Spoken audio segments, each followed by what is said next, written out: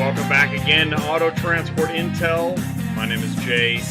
I'm the car hauling dispatcher, and you are with me on Tuesday nights live on Car Hauling Dispatcher on Auto Transport Intel. So I welcome you back to another show. I'm excited about this show, and feel free to join me in the live chat. There's David. It's that time again, David. So welcome back. I'll show the infographic.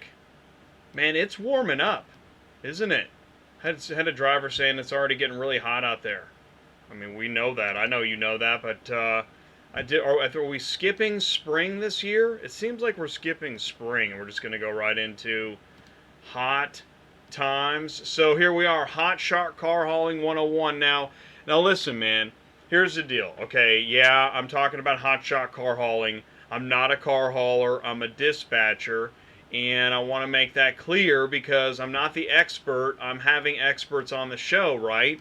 So I know, if you've got questions, listen, if you're new in car hauling or any type of freight, really, go ahead and ask questions. And we've got veterans here with us that are going to answer those questions. And if you're a veteran, please feel free to share some knowledge, or rib the new guy. That's no problem. But I'm looking for total participation in any sense that if you just want to kick back and eat popcorn and sit at the truck stop and barbecue outside the truck, do that. So that's cool too. So it's that kind of show. Alright, so we're going to move right into... Oh, and before I go any further, let me introduce what we're doing. As far as the guests we're going to have tonight, Hotshot Car Hauling 101. First, we're going to talk to Paul Broast he is at matchpointautotransport.com. And we're going to talk about the principles of Hotshot Car Hauling. Then we're going to go into another call. We're going to talk to Hotshot Dave, who's going to be talking to Jacob, doing kind of a mentoring over the phone. And then we're going to catch up with Paul Roberts, and he's on I-70 East somewhere. I talked to him. We did a sound check about an hour ago, and I don't know if he was getting hailed on or what, so that should be interesting. But he does a 2-car enclosed, and he also handles a lot of motorcycles. So we're going to talk about that. But now we're going to move into industry news, since it's that time. So let's see what we've got here. Also, I want to make sure I say hello to everybody that jumps in the live chat. I do appreciate you guys jumping in. We've got the Nerd on 18 Wheels. What's up? Welcome back to the show, man. Cool. Carlos is back again. Awesome. Welcome back to the show, Carlos. Brian the Car Hauler is with us. Hello, Brian. Dude, it is hot. I'm telling you. Sheesh. And Jose is with us.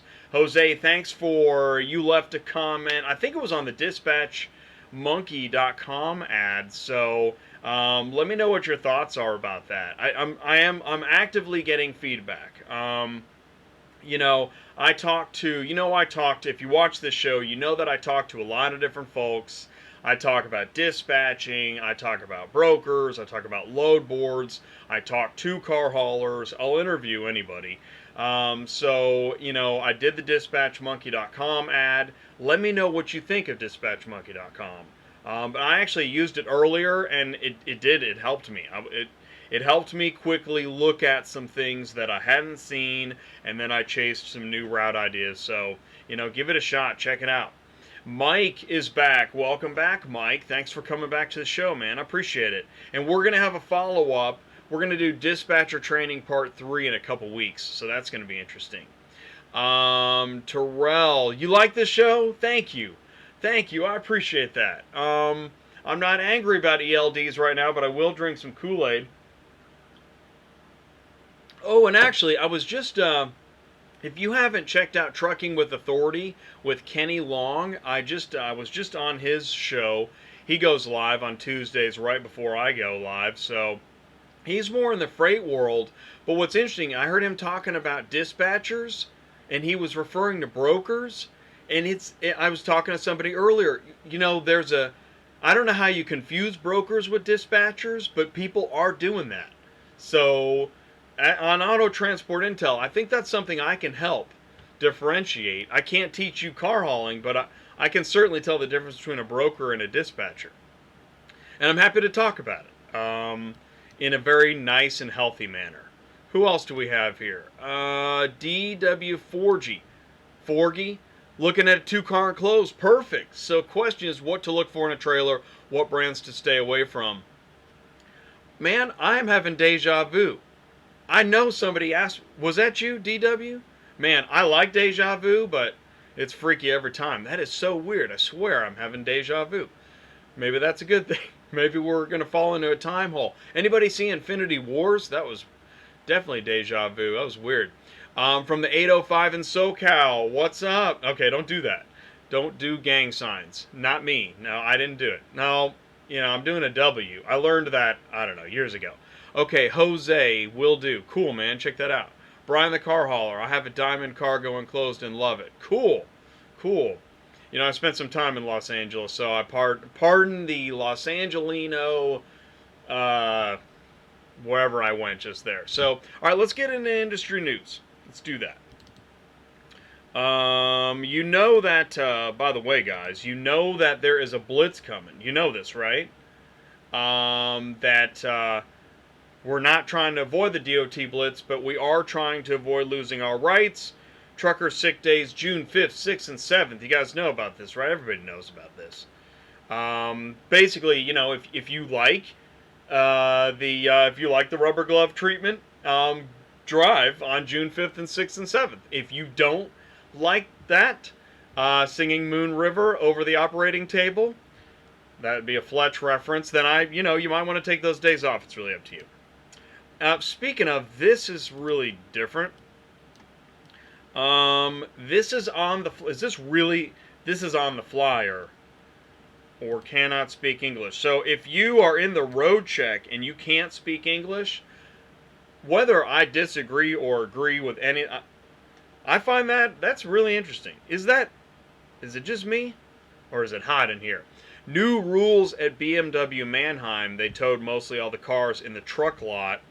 So I think there should be another sign on that sign. I think you could probably fit something down here like, no jugs or, something.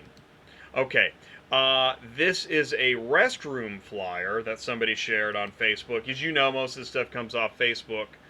And what are you supposed to do? It's actually telling you, find a store or find a tree. First of all, are there a lot of stores at the auction? Find a tree. Are there a lot of trees at the auction? Are they trying to be funny? You can't come in here and pee. That's hilarious. Yeah, I love it. Boy, that's just funny. Here's another funny one. I video as many drivers as possible that buy beer and then send it to their company. I know since doing this I've gotten several drivers fired. I don't care what anyone thinks. You should not drink at all, even on your break. That's just nice. You just really contributing there. Thanks. All right. I logged off an hour ago. I'm the ELD, and I'll keep you logged on duty if I want to. I'm not even in the truck driving. I'll unplug you and hang you on the mirror. I want to see more of this. Whoever made this, I want to see this every week. I want the ELD like Bazooka Joe series every week. That'd be awesome. I would definitely tune in for that. What else we got here? Oh, hey, what's up, the one and only? Welcome to the show. Appreciate you coming back. I really do. Part of my core. Okay? You know what I'm saying? It's like a Fortnite dance. You guys playing Fortnite? I know Juan is playing. I'm working on a Fortnite auto hauling video, by the way. I don't know if it'll work, but I'm going to try it. So there's your sticker. That's for June, 5, 6, and 7? Yeah, it is. It's 5, 6, and 7. There's your sticker. Okay, so this one's out to Vinny at Viper Transport. He sent me this on his phone, and I meant to check this out last week. And what we're looking at here is, believe it or not, but somebody made a sign. Okay, am I getting this right? Did somebody in the government make a sign and single out one trucking company not to go here? Really? Is that real? I don't know. If it's real, I'm surprised. Although we have entered a new era, and if it's not real, it's a fantastic job of trickery, I suppose. And then there's Vinny. This is get well soon, Vinny. We're pulling for you. You know, come on, man. We're sorry about that. I don't know what happened, but I hope you get well soon. Actually, that happened to me decades ago, and it wasn't fun. Okay, one of the biggest entrances at Love's, and this guy still managed to find the ditch. So that sucks. Yeah, you're seeing, man. There's a lot. Is there a lot of bad driving? Like that picture of that Swift, like up against the wall. It's pretty weird. That one's weird. I mean, I suppose if you're, maybe you're dumping, but god dang, that looks crazy. But I suppose that's at the junkyard or whatever. That's crazy. The dump. That's crazy, man.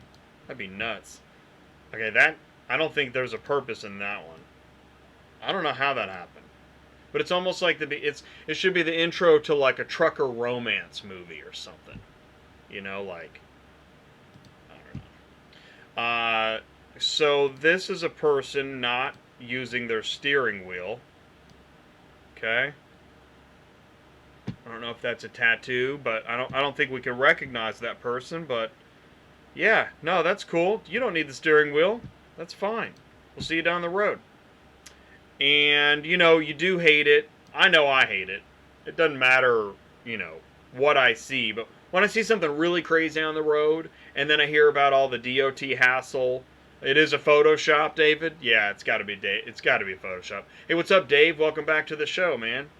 We got Hotshot Dave on again tonight, so that'll be. We're gonna have to get you back on the show, Dave. What's up? That's just a crazy, illegal setup, and they'll be fine. And then I guess that's illegal something. I don't know, man. What is that? Is it like it's like a Vatican hearse or something? That's pretty weird. All this is on Facebook. You guys have seen some of these, but that one's really weird. I'm assuming a part failed. I'm going to go with part malfunction. And then I'm going to go with Wally Mo malfunction. No, you can't blame it on the Wally Mo. Huh, Dave? You can't blame that on the Wally Mo. I wouldn't do that. Hey, what's up, Ron? Welcome to the show, man. Everybody wants to haul cars. Isn't that the truth, man? It is, for as much heck as you guys get, it sure is a much desired career. No manuals in reverse on the top deck. I found that interesting. As a dispatcher, I didn't know that. That was interesting. There's a cat in this picture. So, he's talking about, I don't know. I can't get past the cat. If it fits, it ships. LOL. Rate cons are almost always off on dimensions. 1,250 miles. 2.1 per mile. Dollars. And there's a cat. Okay. Oh, he put a bike on there, making cheddar. If it fits, yeah, that's pretty. That's some pretty nice work. Look at the straps on the front there. You see that? That's pretty crazy. That is a crazy strap job. Alright, here's another crazy strap job. How not to haul cars. So, what they think, do they think you gotta roll the windows down and then you do it that way? Would they crawl through the seats? That's crazy, man. Really? That is not photoshopped, man. Yeah, dude. Working next to professionals at Mannheim, Harrisonburg. Yep. That's how I used to tie stuff to the wall on the side of the truck when I started in the art department. I didn't know what I was doing, but I wasn't moving cars on a single car trailer. Alright, Amtrak is moving vehicles from Virginia to Florida for $95. See, that's part of the problem. And that's where I think we get to, I want guaranteed this, and I want all this, and I want it for $100, and I want a hot pizza. in the passenger seat when it gets there, and I want it at my door. I don't ring the doorbell, and you can't leave the keys, and I'll be there for an hour. Pretty please, sugar on top. Just 3 more days till I get paid. Hard times, man. This this is car hauling right there. That's 14.5, yeah. And then that's your tire. If you do this, you might end up here. And that's good. That's a heck of a, it's like a bagel. Anybody have any cream cheese? No. Trust me, I'm an engineer. It's not bad. I don't know what the DOT is going to say, but I like it. It's pretty cool. And then, you end up here. I share this because, you work in dispatch. Well, you work in car hauling, and anybody know where we unload these Reeves imports? Basically, I think the whole point is, you've got dealerships, and dealerships sell cars, right? We know this. And yet they have nowhere for the transporter to bring cars, which is their inventory. I mean, I think it's like all of their inventory, their main #1 product. And yet, oh yeah, we didn't think of where the transporter's going to park. Love that. It's pretty awesome. It'd be like having a grocery store with nowhere, okay, you got it. All right. This guy says 3 tards wide. I know, it's not politically correct, but it sure is funny. It sounds like something I might say while I'm driving behind 3 tards going really slow. And you're stuck, you're trapped. You take a photo.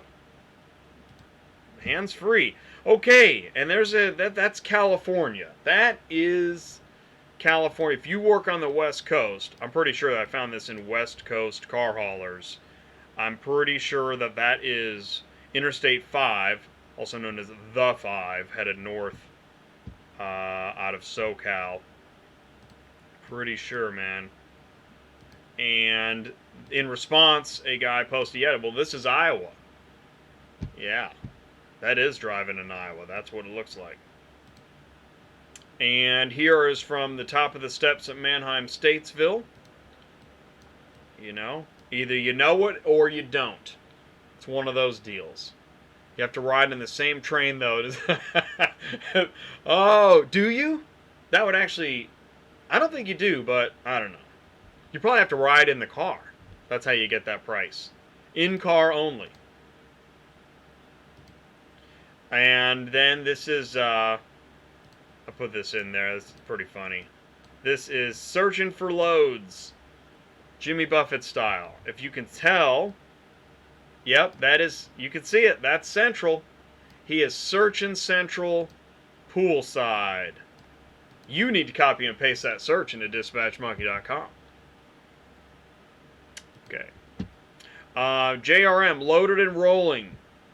This is pretty cool. This is going to lead into we're going to go into our awesome, right on time, we're going to go into our Hotshot Car Hauling 101 stuff here in a second. So here's a 2-car. That's good, man. You're making money. Shoot you out, you're doing great. You got your U-body and 1950s car, I think that is. And, that's a good use as a dispatcher from what I'm seeing. That's a good use of a 2-car trailer right there. Because both of those vehicles are tough to get on, whether it's a 9-car or maybe even a 5-car. Because that front car, man, that's pretty long. I'm sure it's heavy. I'm sure it's tough to...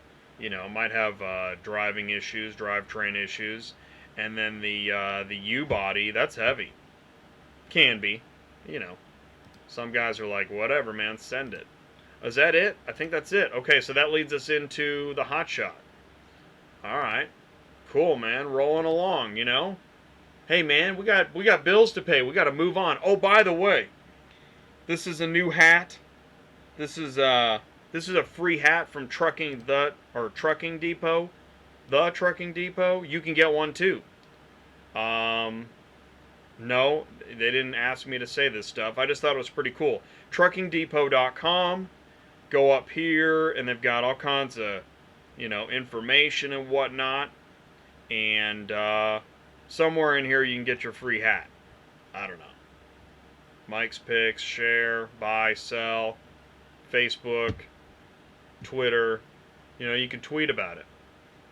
Okay, let's go into, we're going to talk to Paul at Matchpoint Auto Transport. Let's do that. There we go.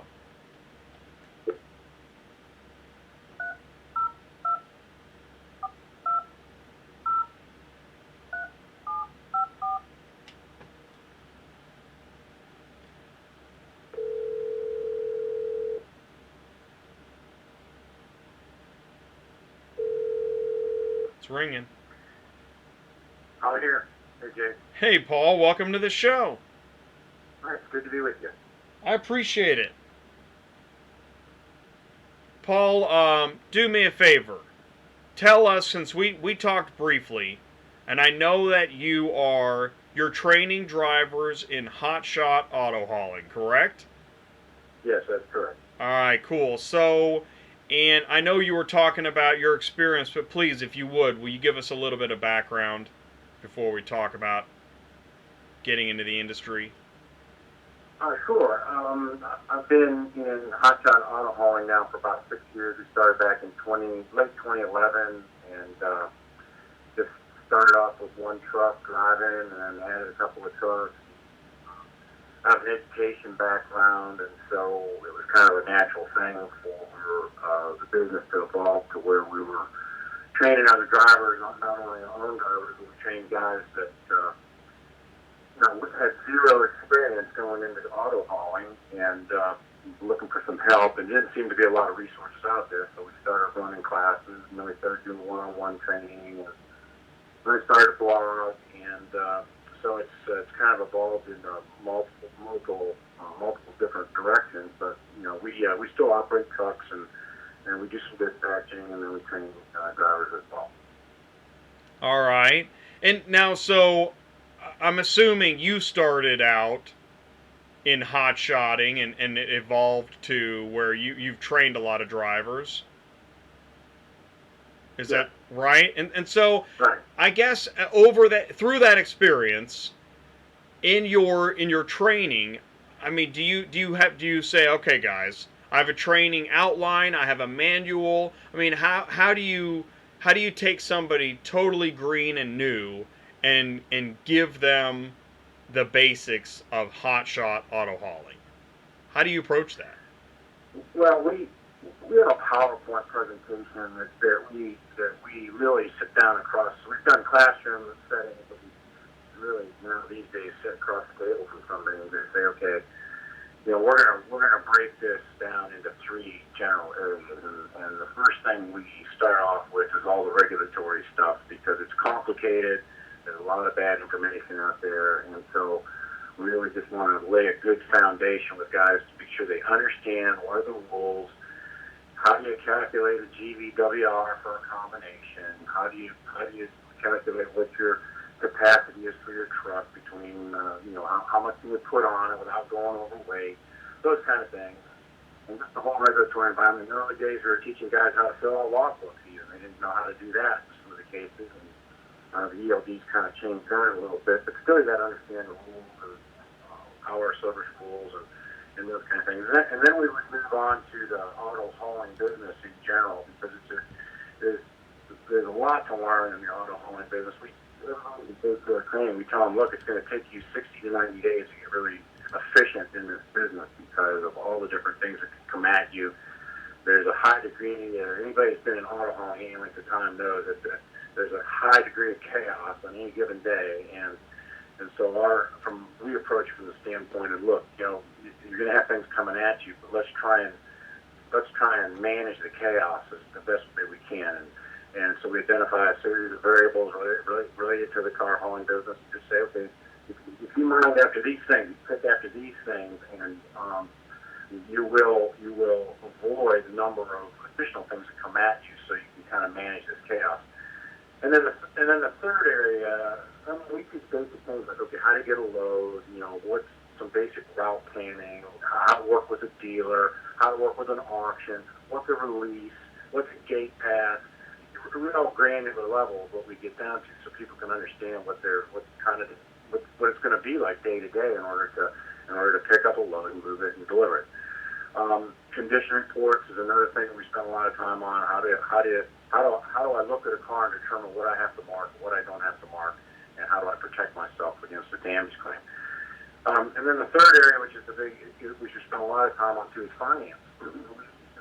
A lot of guys get into this business, they don't understand the finances at all, and they don't have enough capital, or they don't understand what it's going to take to put a truck on the road. We help them build standards in their business so they can see how they're doing, they can measure against the standards. How much should I expect to spend for fuel? How much should I expect to spend for insurance? What's my cash flow going to look like? When am I going to get paid? How do I pay myself? How do I pay my truck? And we have the model to give guys that go through our training to say, okay, this is what your standards should be. If all of a sudden one day one week you look at yourself and you're spending 31% for fuel, then you got a problem. And because we like that number to be down in the low 20s.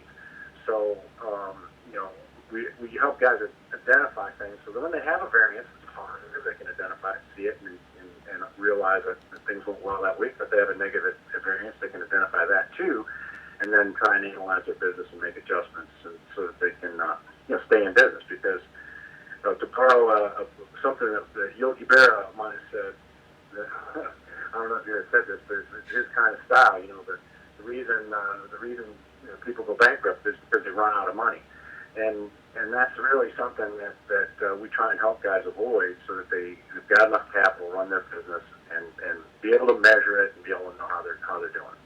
Okay, so I agree. I mean, of the segments you talked about, I've talked about some of those. I actually have future shows based on some of those, especially calculating trucking expenses. But it seems like, first of all, and you remind me of when I teach dispatchers, that you start in kind of a classroom setting just talking about, okay, these are, you've got to get into regulations and understanding GVWR, understanding what trucks and hauling and what you're talking about with your equipment and your licensing rights. I mean, you need to sit them down and talk about this is some straight up knowledge about the industry. Am I right about that? Oh yeah, absolutely. Exactly. And it's complicated. It is. There's a lot of bad information out there, and the reason there's a lot of bad information out there is because it is complicated, and people don't understand it. I mean, DOT people are wrong sometimes too. That's how complicated it is. I mean, we've got a federal regulation enforced by the states, and we've got one thing going on in Maryland, and another thing going on in Virginia, and another thing going on in Kentucky. That's why it's so complicated, because the enforcement at the state level is all over the board. Yeah, no, I mean, yeah, just the variations of, and I had a show about that previously, that just the variations of state laws, let alone the complex nature of the federal laws. I mean, that segment alone I find extremely frustrating. But I do want to get to, I mean, how many hours of training do you think it takes before you can even start talking and walking around the truck and the trailer? Well, we gear our program to be a one-day program, and that's Wow. not enough time. That's Wow. not enough time, but it's what guys usually are willing to participate in. So wow. we start off in the morning at breakfast, and we plow through the compliance stuff, and we're there for 2-3 hours going through all the compliance stuff, and they walk away with an outline that, okay, here's all the things I've got to understand, and the smart guys are taking notes as we go through it, and they've got questions, and so and then to get away from the table for a little while, then we go out to the truck, and we do pre-trip inspections, go through a truck end to end, what to look for on a pre-trip inspection specific to a hotshot rig. Right. And then we practice loading cars, we talk about weight and balancing, procurement, and how to handle special situations. What if the vehicle's got a low front end spoiler? If I've got 3 cars of different weight, how do I sequence them on the trailer? What are the loading issues around a wedge versus a low pro? some of those things that we go into, depending on the kind of equipment they've got. If the guy's got a a trailer with an up and down configuration, like a 5-car or 4-car, we talk about those issues. We talk about things like with loading, like one of the biggest problems I think in hotshot auto hauling is guys over-grossing their drive axles on their trucks. Right. And you see it all the time, and sometimes it's the wrong trailer with the wrong truck that puts them in that position. But other times it's just a matter of simply loading the cars the right way in order to lower the gross weight on the drive axle. So we talk about some of those issues. Right. And then we go back to the desk and we start going through we actually kind of role play. You're walking into a dealership and you're expecting to walk out of there with a $50,000-$60,000 automobile. As a transporter, what do I say? Where do I go? What do I look like? If you walk in there and you look like you slept in a box last night, then you might have a little different problem than if you go in and you present yourself well, you're dressed well.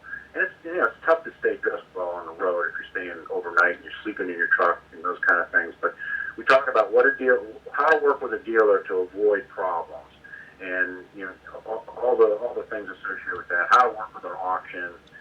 I have examples of gate passes. I have examples of releases. I have examples of orders coming off of the various brokers, so we can go through them. Okay, here's the key information you need, and talk about some procedures with that. And then we wrap up in the afternoon with a finance. And I have spreadsheets of actual trucks and routes and loads and gross dollars that they've generated and how many miles it was, what they spend on fuel, what was the insurance, and what do we set aside for maintenance and those kind of things, so that the guys can plan their business.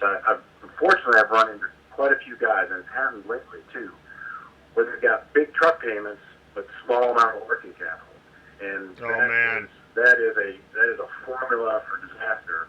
And so, we try and avoid the situation where you can't put fuel in your truck until you get paid on the last load. I mean, that's no way to run a business. And on that note, oh my gosh, I would love to see your outline, because I sent you, as you know, I sent you the 20 steps to car hauling. As I kind of put it together, I spent a lot of time talking to drivers and considering the sections, and I had to choose a number. I chose 20, and this is, literally just an outline, because you could spend a couple days, I think, diving into the parts here. But some of the tough parts, talking about the finances, how do you find that money for the maintenance, for the set-aside emergency fund when you're starting out? You've got the huge layout of the truck, the trailer, the insurance, then you've got the fuel and the regulations, and you've got, just fees coming out of everywhere. How do you make sure you have that money available? Well, we have some models for what it takes to get started. Of course, if you're starting out with a new truck, it's a little more forgiving than if you're starting out with a used truck, and where you might potentially have a major maintenance issue right earlier. Right. But we say what we outline for guys is, okay, look, you got to pay your truck just like you pay a driver, like you pay yourself. If you're not paying, hear that all the time. Yes. And what I mean by that is, and depending on the combination, that's going to be 15 to 20% of the gross is going to go to pay the truck. Now, you may not have to buy a tire, you may not have to change oil, but you should set the money, 15 to 20% of your gross every week aside in a slush fund, in a rainy day fund, whatever you want to call it. You need to have that money aside so that builds up for two purposes. Your truck depreciates every mile you roll, and you get that maintenance that's going to come up at over a period of time. So at the end of 3 or 4 years, you want to have not only paid for all the maintenance of your truck, but you want to have enough money there as well to be able to replace your truck. And that's, I've seen a lot of guys get to the point where the truck just kind of dies on them. They've got maybe 300,000, 400,000, 500,000 miles on their truck, but they don't have any money to replace it. I'm assuming sometimes you're in a position where you're giving the knowledge, but you can't get too invested in, if somebody's decided that they're going to do a used truck and they got a used trailer, and they're barely making payments on whether it's the equipment or the insurance. I mean, you provide the information, and I mean, you can't like, you can't go all in on everybody. Some people just aren't going to make it, right? Well, I think financial failure is probably the number one cause guys fail because they don't really understand. A lot of guys get into hotshot trucking. It is a fairly easy business to get into financially, but they don't really. A lot of guys I've seen have never owned a business before. They don't understand the difference between working for a paycheck and working for yourself in a business, and it's a fundamental difference in terms of how the cash flow works.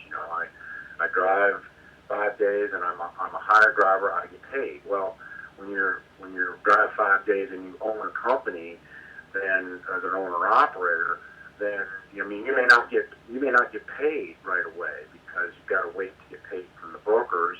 And although there's been great strides made in that area because of the mobile apps and the acceleration of money in this business, much better than it was 5 or 6 years ago, is still you're not going to get paid as fast as you would if you were a hired employee driving for somebody else. And so helping guys understand that is, I think the general error is they underestimate the amount of cash it's going to take to run a truck on the road.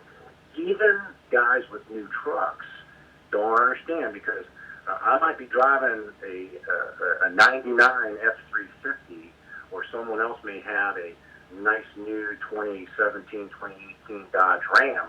But the interesting thing about it is the number one operational cost of a truck on the road is tires, brakes, and oil. Tires, brakes, and oil. And unfortunately, tires, brakes, and oil, they don't know if they're in a 99 or in a 2017. And so a new truck uses oil, brakes, and tires just as fast as an older truck does. And so guys get a new truck, and they've got a $900 a month payment, and they think, well, I'm good, but still you got to put oil, brakes, and tires on that new truck just as the same as you would as an old truck. Now, you may not drop a transmission with a new truck, and you shouldn't with a new truck, but still there's ongoing expenses that I think greatly get underestimated when guys get a new truck.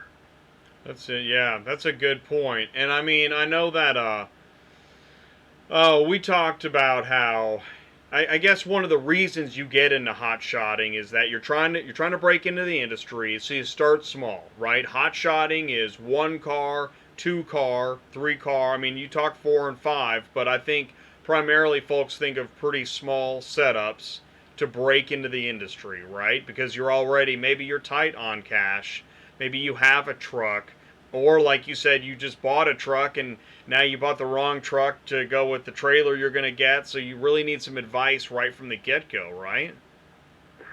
Well, getting the right setup based on your budget is really important because unfortunately we have guys come to us that have already got a truck and a trailer, or they've already got a truck, or they've dipped their toe in the water, and they're a little bit out of kilter from the beginning because they don't quite have the right setup for what they're trying to do. But guys get into this for a lot of different reasons. Yeah. And I don't think there is any one reason. I mean, we kind of define hotshot car hauling as setups with a GVWR of, let's say, under 40,000 pounds. Some might argue that go a little higher than that, 42, 44,000 pounds for the combination. But most everybody lives in that space under 40,000 pounds, and it's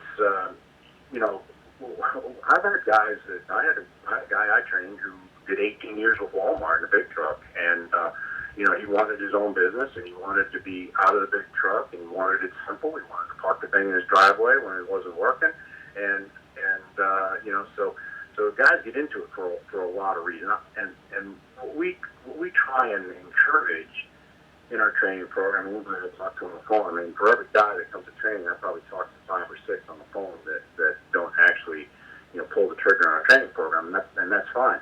But look, what everybody's living for in trucking in the hotshot space is no different really than in the big trucks, is the word freedom. Everybody loves the word freedom. Yeah. I own my own business. I'm going to go where I want to go. No one's going to tell me what to do. And there's a lot of it's an attractive business from that standpoint because it is the essence of freedom in a job. And I tell guys constantly, look, this is the best job you'll ever have to make under $100,000 a year, let's say. However, it does have some challenges, and you need to meet those challenges head on and understand what you're getting into with both eyes wide open. And the guy that's got 18 years of truck experience for Walmart, he kind of understands that maybe a little better than the guy getting into it for the first time who just got his CDL. So but freedom is the common denominator for everybody. And so, and we applaud that. I mean, we enjoyed ourselves. I mean, I did 220 hours in April myself, and because it gets into your blood, and you just love it. Yeah, no, I mean, that's true, and it's interesting. I think that, no matter how hard you talk about, the transport industry being, it's a great point. It is really about the ability to work for yourself, or at least not a large corporation. I think you see people trying to just leave that environment, or they're forced to leave that environment and try and get back to the roots of some type of freedom, which is really what we all, I mean, from the very beginning, that's what we want. That's what we're trying to do. And yeah, I mean, transportation offers that. So I guess one of my questions is, in the area of hotshot transport that you work in, is it mostly car hauling? Is it a mix of cars and LTL freight? I mean, what are you seeing? Well, we only do cars. You only do cars? Okay. We only do cars, and I only train guys who intend to do the majority of their work in cars. I mean, I've got a few guys that have ventured off into some freight, but I my expertise is cars. I don't really know much about the freight side of business, so that's where we're focused. Oh, okay. Hey, perfect time to answer this. So David says, hey, he saw on your website that you don't book off Central Dispatch, which is so funny because, David, that's why I initially contacted Paul, because that really caught my eye. You know what, Paul? You should just go all in and just maybe that's on your business card. I'm kidding, but tell us about that. What's going on with you and your feelings about that? Well, look, everybody gets started on Central Dispatch, and I think you kind of yeah, you fall from there. Let's put it that way. Yeah. But we were on Central Dispatch for years and years and years. We finally, I believe, it's in my blog, but I think we terminated the Central Dispatch relationship in January 2017. Don't hold me to that, but somewhere around there, beginning of 2017. And when Cox Auto Group acquired Central, we saw our monthly fee double in about 6 months. Oh, wow. And so we were one of the guys that had been out on Central for a while. We were grandfathered in at the lower rate. I think we were paying, we started off at $49 a month, and then it went to $59. And then in the time that Cox got it, we went from $59 a month to, I think, $105 or $106 a month, something like that, in that 6 months. But while all that was going on, the quality of the loads got terrible. I mean, I saw a big decline in the quality of loads. We internally dispatch all our own trucks, and I do most of the dispatch, and I've had some help over the years, but I'm the main point of contact for dispatching on our trucks. And I think this goes back to when the broker bond was increased from the old days when I think it was only $10,000 to the $75,000 broker bond. Don't hold me to those numbers, but I know there was a big increase in the broker bond. And so what happened is guys started basically, brokers out there started selling, renting access to Central for brokers that didn't have the wherewithal to do the $75,000 a year bond. And that's where the decline started, was when the broker bonds went up. And so you can see it on listing where you've got ABC brokerage, and they've got the vehicle listed, information, all pertinent stuff. And then in the notes it says, to dispatch this load, call this number, and there's another number on there. Okay, and you end up half the time, this is my experience, way too high a percentage of the time, let's put it that way, where the person I'm calling, in some cases, doesn't even have access to the central Oh, account. man. They can't dispatch the load.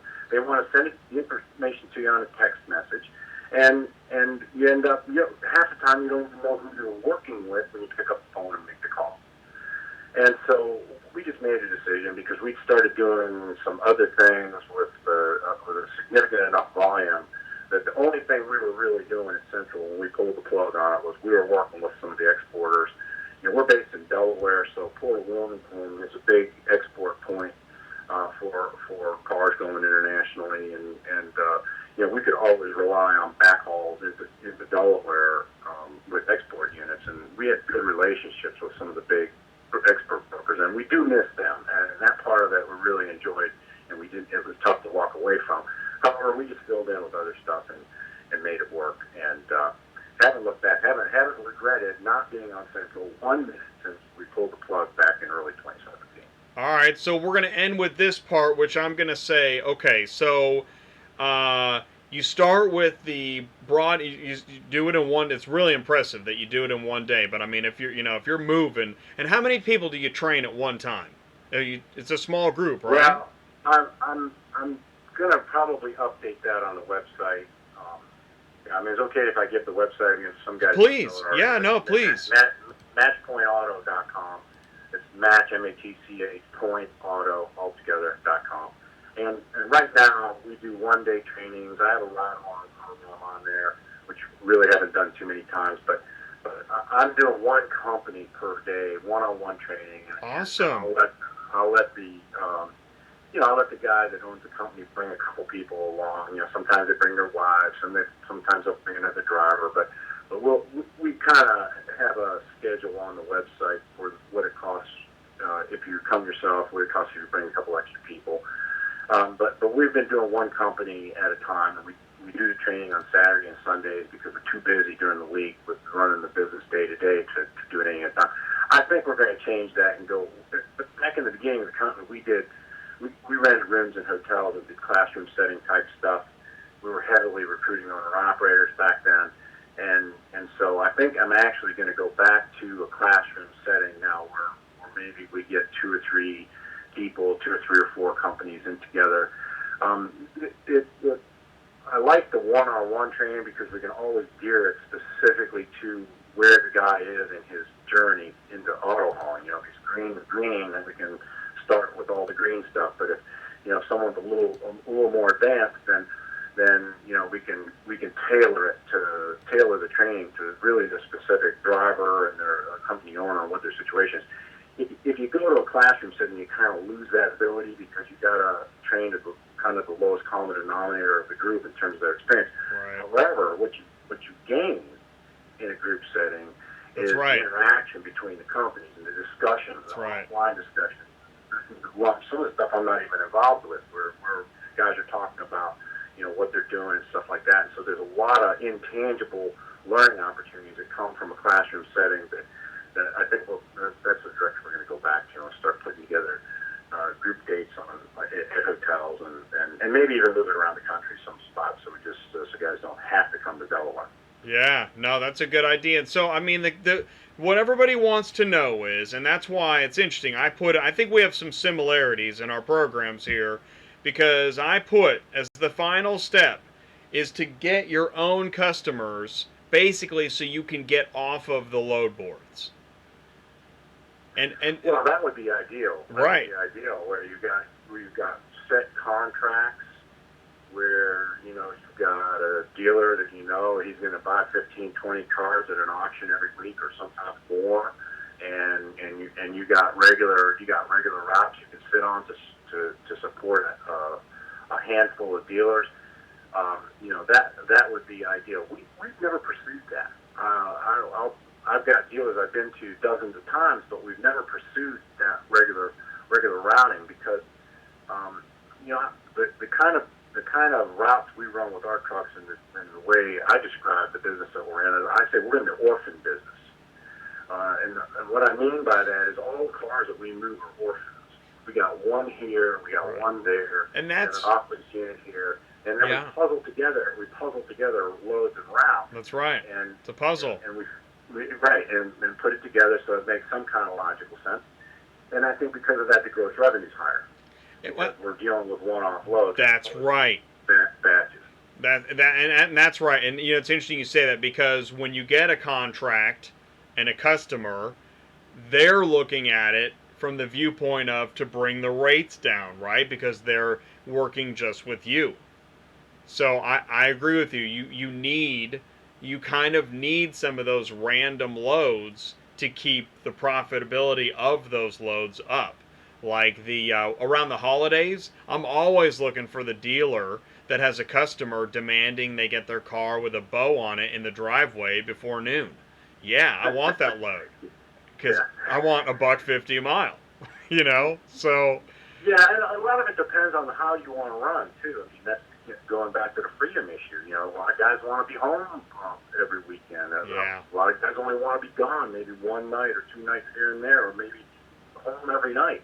And so you got to tailor the kind of jobs you go after based on the lifestyle you want in this business. And so if you want to be home every night, or maybe gone 1 night a week or 2 nights a week, or home every weekend, whatever your lifestyle in this business is that you want to pursue, I've always kind of drawn a direct linear relationship from how much I want to be home to how much local volume I need. Right. And so if I want to be home real regular, then I better go out and start knocking on doors and talking to dealers and get local stuff directly from them, because you'll never get it off central. Right. Agreed. Get it off any of the large broker load boards. I'll say, as a dispatcher, and it sounds like I think you and I have a lot of overlap as far as what we're working on daily, because I work in dispatching, and it sounds to me like a lot of what you're doing is you've got the training, but you're also thinking as a dispatcher about loads, keeping trucks loaded. And I know, like, the constraint of when folks are home is a very big constraint as far as what I'm going to get and how much money we're going to make and what are my chances of getting loaded. The more often we got to be home, I find that the harder it is to find good loads. Absolutely, and it depends on where you live too. Yeah, for sure. Man. If you live in Birmingham, Alabama, not to pick on Birmingham, Alabama. I like Birmingham, actually. As a dispatcher, I do like Birmingham. But what were you going to say? It's a pretty good place for the South. But if you live in Tifton, Georgia, rural area of Georgia, right? Or, some areas. You gotta look at where you're at, and if you're 200 miles from a major city, oh man, you're gonna have a hard time getting home every night. You're gonna have a hard time making any money and getting home. Although every 2 or 3 days, unless you got a contract. Well, or what's interesting is if you're a hotshot, and this is I think where hotshotting is good.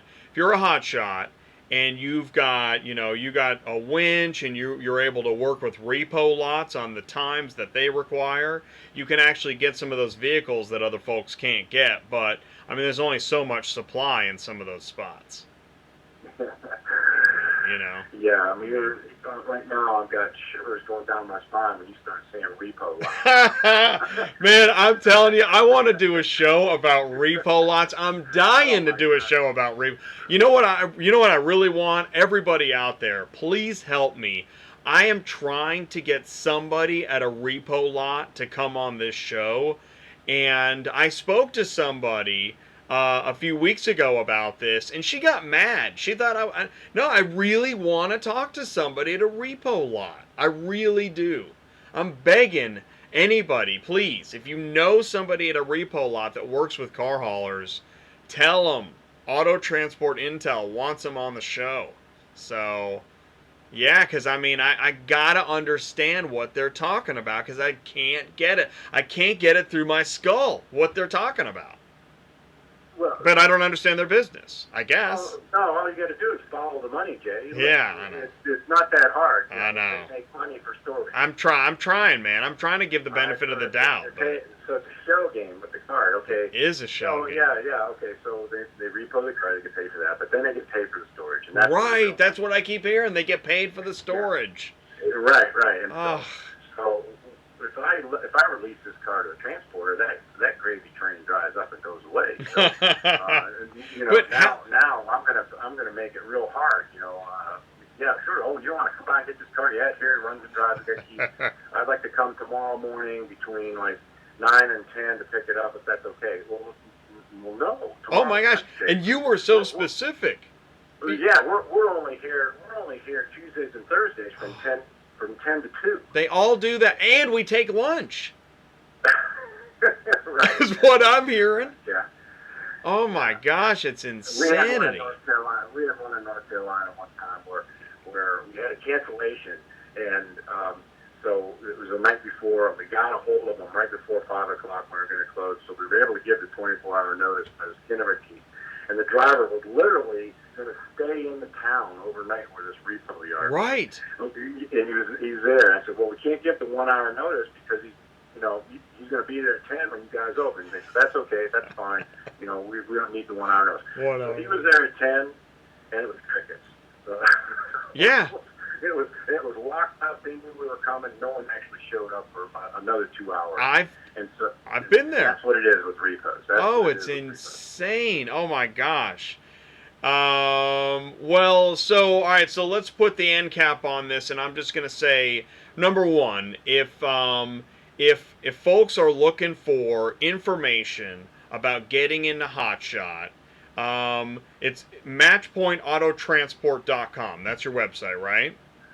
Or matchpointauto.com. Or Matchpoint Auto. Okay.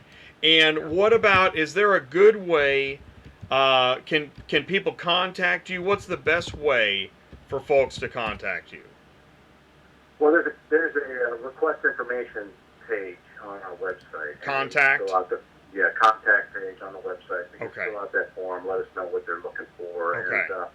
And in the next day or two, I'm going to have some dates up for when we're going to be having actual classes and locations. Cool. So we'll probably add an ability to be able to, indicate what date you want to come and those kind of things. We never collect any money in advance for our training programs. I've never really had a big problem with guys canceling out on me. So cool. So we don't take any money in advance, and guys just pay me the day they show up, and we handle it that way. So you don't have to worry about a deposit, and is it going to work out, and are we going to be there? Because you just pay the day of.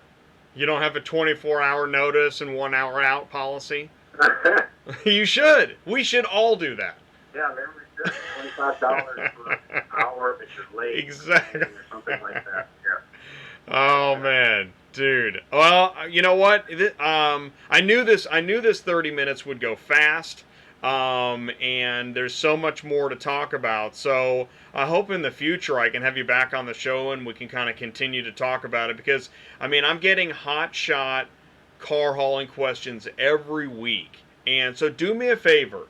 If you see after this show, when the show's no longer live and it's video on demand, if there's a question or comment below the video, I'll send you a notice and see if I can get you to help me answer some of this stuff, because I know there's going to be questions that I can't answer. Yeah, I'd be happy to do that. It's been fun talking to you. I'm glad to find you, because I really, until you contacted me, I was totally unaware that you were out there. So it's good to have the contact. Well, and cool. So I've got guys all the time that are looking for dispatch help too. So I might be able to send some business your way as well. That's cool. And just as a fair warning to everyone, as a lot of people now know, I can't take on new drivers. I'm full, but I do have some guys that I can refer to. Really, my goal is to focus on growing this channel, and which I think I'm doing. I think I'm doing more good focusing on this channel than booking and canceling cars. So, ye old book and cancel. So you'll have to watch some of my other episodes, and if you're tuning in for the first time right now, check out some of my other shows where I talk about some of the topics that we just hit on tonight: trailers and equipment, insurance, working with customers, etc. You name it. And I'm really happy that we connected, Paul, so we can keep growing this thing together. All right, thanks, Jay. We'll do it again sometime. All right, cool, man. Sounds good. Thanks a lot. Thank you. All right, see you. Bye. All right, cool. So, yeah, I'm a few minutes over after my first interview, but that's normal. This is just going to be a long show. So, if you want to make some more popcorn, I encourage you to do that. And while you're doing that, don't forget matchpointautotransport.com. So that was Paul that we just talked to, and that's kind of the beginning of talking about getting into auto our Hotshot Auto Hauling, because we're now going to go into the next segment. We're going to talk to Hotshot Dave as he talks to a new Hotshot entrant, Jacob. Jacob is, brand new, still researching. I know there are people in this position right now. You don't have to live chat that you're new. You don't have to live chat that you're old. Live chat that you're medium, or whatever's in the middle. And or leave your comments below. Hey, I have a question, or no, that's totally wrong. Whatever it is, I encourage that. Oh, and if you haven't done so yet, please feel free to hit the like button. You can hit the dislike button. It's not as great. The like button's much more enjoyable. All right, so here we go. As I call my buddy Hotshot Dave. You know, Hotshot Dave really has. I feel like we got some kind of a partnership, loose partnership happening here, and that's kind of the goal. As I keep meeting more people. Hey, what's up? What's up, Hotshot? What's going on? How you doing? Good. I just want to let you know that I'm only here 10 to 2. Yeah, that's right. Just got lucky. Oh man, I think we're coming around lunchtime, so yeah, so I got about 8 minutes. Right. Well, my buddy is actually a repo guy. He is? And what most people don't understand is when we're sleeping, they work. So they sleep all day, you know? Not all day. Right. But, they got other stuff going See, on. They can't be sitting at a lot for 8 hours, till some driver says they're coming and they're 8 hours late. They sat there all day for nothing. And you know what? I'm so glad you said that. See, that's the thing is, I feel like I've been beat up enough in this life to understand that everybody's coming from somewhere. And and I knew there had to be stuff that I didn't know, and I didn't know that. That's perfect. I would love to talk to him because there's so many guys that we're always late because we can't plan for that. So you should have, dude. You should have planned for that, Dave. Right. So if they tell everybody 10 or Tuesdays and Thursdays 10 to 2, you're going to make sure you're there Tuesday and Thursday. There's no playing around. Oh, I'll show up tomorrow. It doesn't work like that. And I think that's why they do that. Just to make their life easier and move the cars at the same time. Well, and that really makes sense. Although what I would say, because I want to come back with something quick and snappy, I would say, well, do you know anybody you could hire to sit at the counter? Maybe. Yeah, is there anybody on Craigslist? I don't know the whole gist of it. But you know what I mean. I mean, that's the problem, is that it's kind of like dealerships that don't have any parking. You do realize that your main commodity is cars, right? So if you can't move inventory, that's strange. It doesn't hurt them that they sit there an extra couple days. I know. It doesn't hurt their feelings. Well, you know what? It hurts my feelings, Dave. But it don't hurt mine because I don't love them. Dave, you're No, you don't. But having said that, let's get Jacob on the phone and let's just dive into this thing. By the way, if anybody doesn't know Hotshot Dave, you got to know that Dave is. I found you on YouTube. I think that's how we first met. And Dave, you have a lot of videos on YouTube. Dave, why do you have videos on YouTube? What are you talking about? You said what? What am I talking about? Yeah, what are you talking about? What's your mission, dude? Well, when people are coming into this, I want them to know the good, bad, and ugly. I mean, because all you ever hear really is, I don't move if I don't get $3.50 a month. I don't move if I don't do this. I'm in charge of, everybody acts like they're in charge of the brokers, they're in charge of everything. It's an ugly industry with, unfortunately, an 80% failure rate. There's a reason for that. There's stuff that you need to realize and think about before. I see people going out and buy trucks and trailers, looking for insurance, can't get insurance, and now they got to sell everything and they're taking a loss. Yeah, man. The first thing you do is get insurance, or at least get a quote. You don't have to have the equipment to get the quote. But if you don't even know what you're looking at, and you go buy a 2018 truck, when your insurance says you should have bought it 04, save yourself $10,000. Yeah. Oh man. That could be a whole channel. Is the story of why that truck and trailer is listed for sale? Oh my gosh. It's always something. That would be oh my gosh. And most people will not tell you the truth. The favorite one is going in a different direction. Going in a different direction. You went out and spent $40,000. You used it twice, and now you're going in a different direction. Come on, man. That's a good answer. Do you know how fast you were going? I was going in a different direction. Oh man. Okay. All right, here we go. We're gonna call Jacob. You ready? Yeah, I'm ready. I guess. Oh, wait a minute. I do. What am I doing? Hang on. Okay. Whew. We gotta move this phone. All right. Well.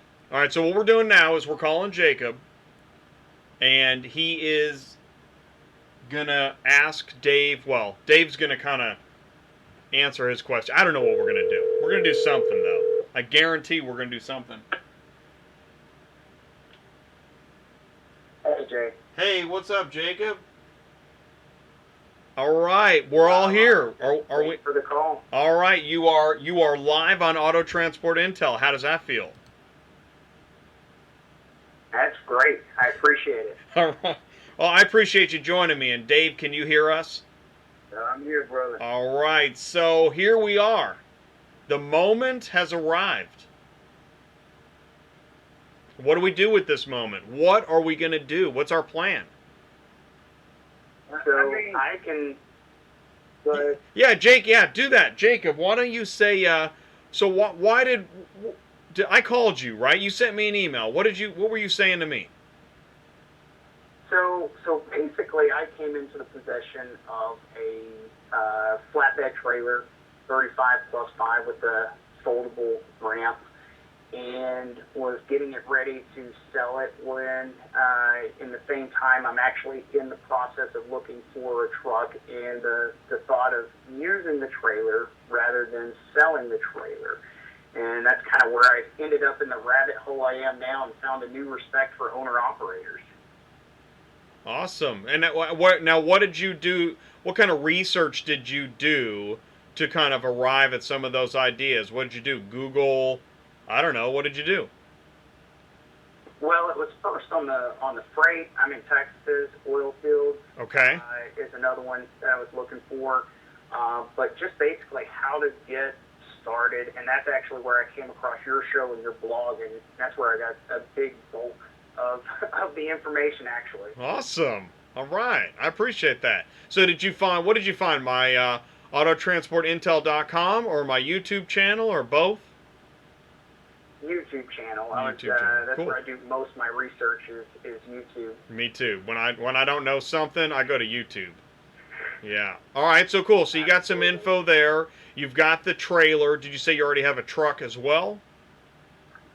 So I was actually in the process of looking for a truck, and now thinking of utilizing the trailer. Now I need to figure out if I should just or which truck to get is a big question, of course. I've listened to so many people with the different ideas on which truck to get, but still kind of looks like I'm leaning towards the inline six. All right. And Dave, can you offer an opinion, or anybody out there? You know, any of the big three is going to do it. Is it a tandem axle single wheel? Question is it a tandem axle single wheel? Yeah. Yeah, so it has two axles. The gross weight on it is 25,900. Okay.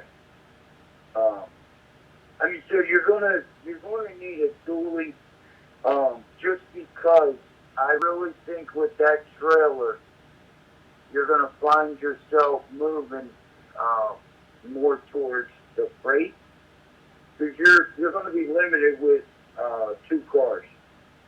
You know, because you gotta pull the ramps up, and then you got 35 of deck space and 5 dovetail, and you lose your dovetail because of the ramp. So I mean, you can make money with two cars, but the way I look at it is one car is fuel, one car is expenses, and one car is profit. If you lose any of those, what do you got? You know, you have maybe a half a car for profit at this point. Because if you're getting 60 cents a mile per car, and you're getting 10 cents, or you're getting 10 miles per gallon at $3 a gallon, so it's costing you 30 cents a mile for fuel, you've got 20 to 30 cents to play with in that car, and then maybe 60 cents a mile in the other car. But I don't know much about the freight. You know, I'm not even going to act like I do, but I know guys that do very well in the freight, but I also know guys that do very well in the two cars. The best thing to do is, like I just told Jay, you got to figure out what your insurance will do first. You call them. You can use a generic truck. Let's say you're an '05 Dodge Ram 3500. You know, at least you know where you're at with your insurance. You know, if you call with an 18 and they say, oh, it's 22 grand, you know you need to dial that truck back and deal with a little bit older trucking first. You know, to try to offset that insurance. You know, because at first you don't want to go in all full board with expensive insurance when you don't have any direct set up. You're living off the load board, which right now the load board is on fire. I don't care what anybody says. Yeah, but it is. I don't, you know, it's just like anything else. But I see a lot of guys, you know, that are falling out because of the ELD and the logbook and the law. The problem with this is the dualies are too accessible. This is a cheap industry to get in comparative.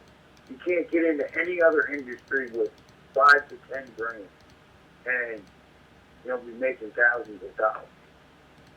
So everybody wants to do it, but you got to have business management, money management, and, you know, it just all comes down to the numbers.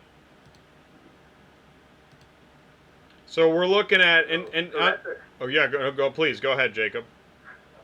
I was going to say that kind of segues into the second part of this, is that the financing. So I actually have a good job right now, and the other part of this is building out the business part-time and gradually getting there, in possibly breaking even over the first couple of years, if at all possible, and maybe even turning a profit in 3 years. And what the realistic possibility of that, you know, working that 8 days or less a month, and trying to keep a paper log rather than the ELD. I don't think part-time in trucking is going to work. You know, because it's like anything else. You're either in or you're out. You have to be fully dedicated. And once you get to a certain point, you know, it's I don't know how to put it, but it falls to the wall. Like, if you do it right, you stay consistent, and it really only takes 6 to 8 months. You know, if you're consistently just pushing, now I would recommend, you said you had a good job, so there's no reason for you to start right now. You know, build up a nest egg to where you can pay your bills for 4 to 6 months. The trailer, you already have it. You know, just leave it in the backyard, buy a truck. You know, slowly get you a nest egg to where you can pay your bills with that nest egg and let the company pay for itself. Where you don't need to take thousands of dollars a month out of your company. We just had a question come in. Hey, does Jacob CDL? What are your thoughts? Do you have one? You going to get one? I was going to get one, and actually that was another question of mine, is endorsements in hot shotting. Is hazmat useful? I mean, I don't think so in cars. But I don't know. You know, I guess if you're going flatbed, you may be able to use it. I don't know that many that use it, though.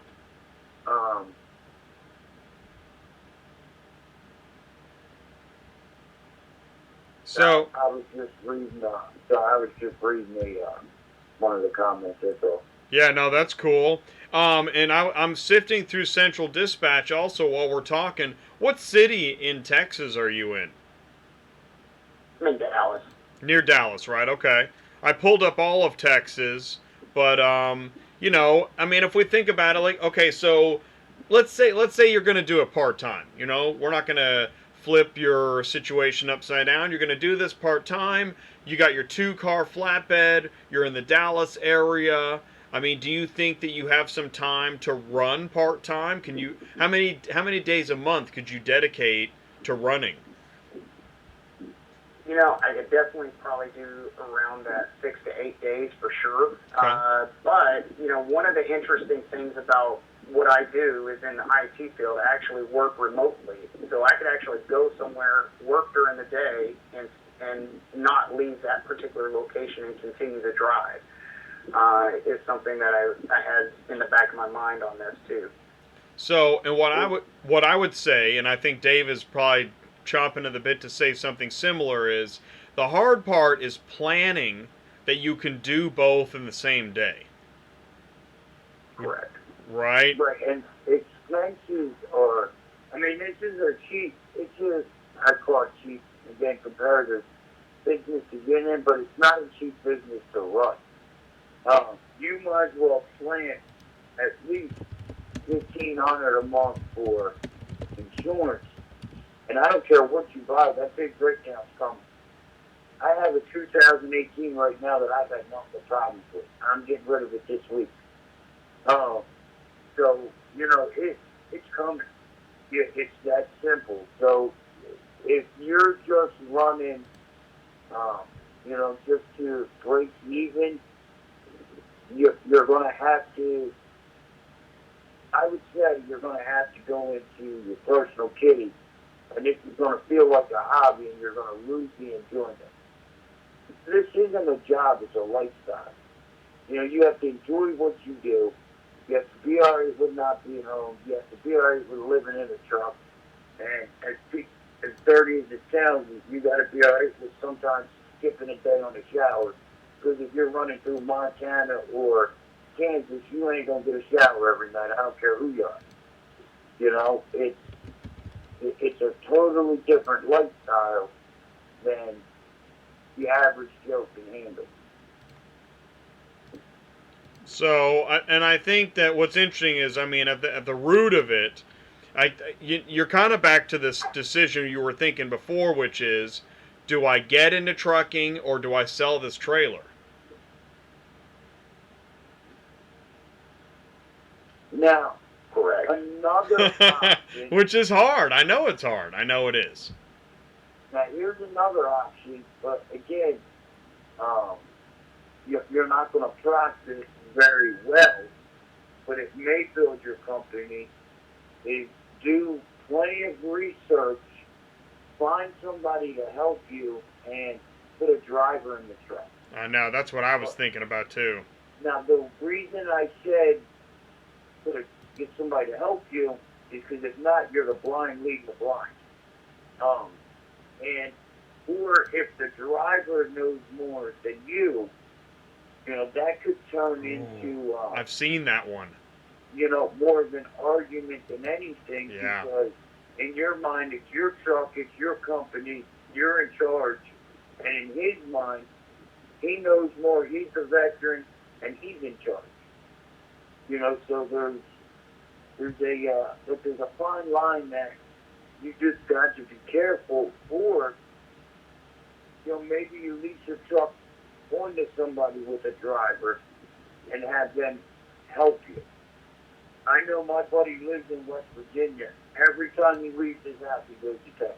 There's money in Texas. Yeah. No, exactly. You're in Dallas. This is a good spot. I mean, I think you could stay busy or keep a driver busy. And the thing is, wouldn't you say, given, I mean, you got the trailer, you got your location, odds are that you could make a real go at this. The biggest problem right now is the amount of days you're available. Right, and I truly believe that you cannot do this part-time. I mean, for my first 6 months, I was on the road 3 weeks at a time. Come home for 2 days and back at it. Just because the simple little learning curve can, it costs you the profit that you have. So you got to go back. You got to keep it going even when you're having a good week.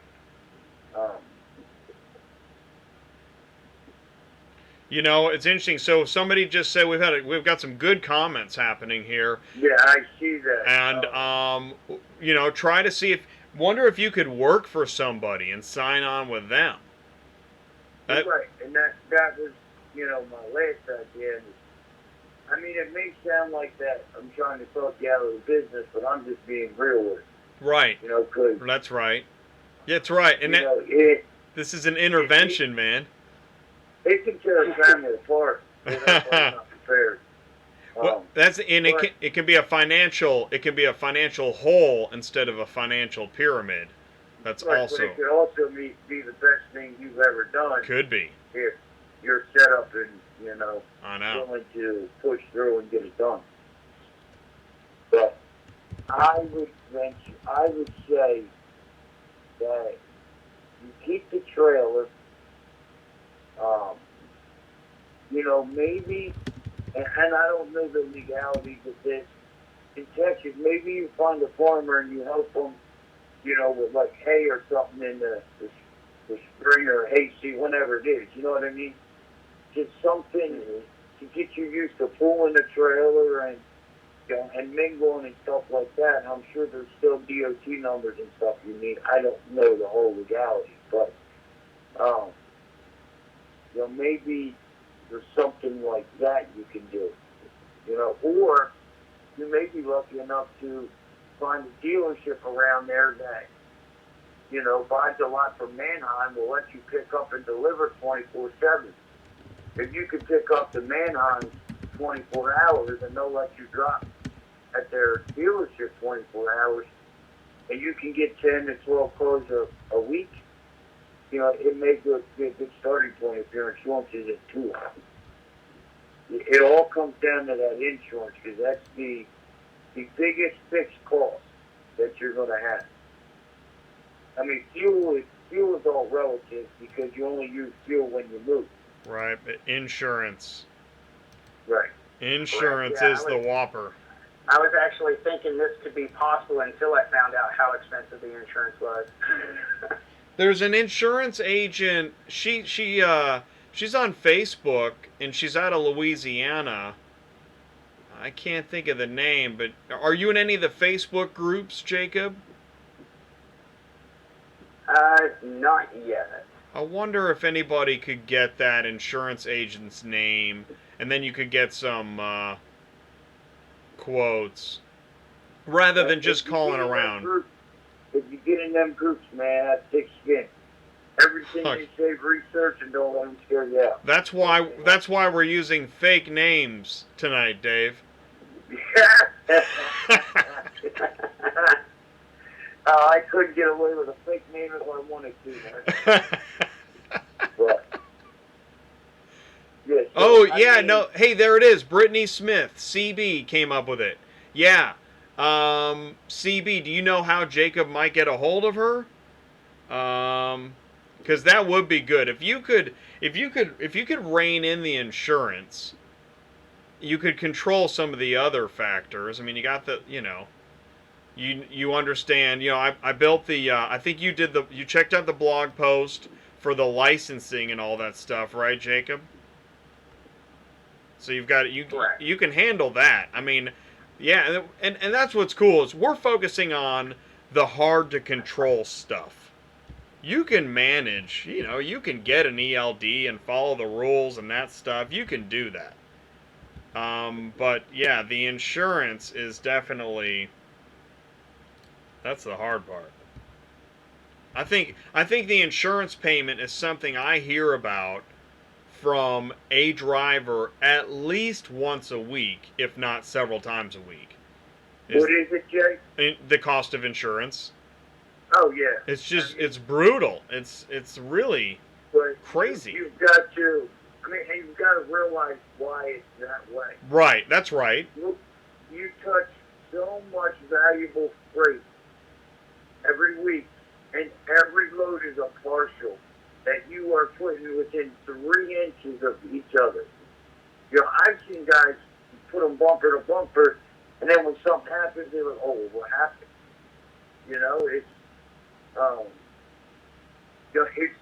It's a dangerous game that we play.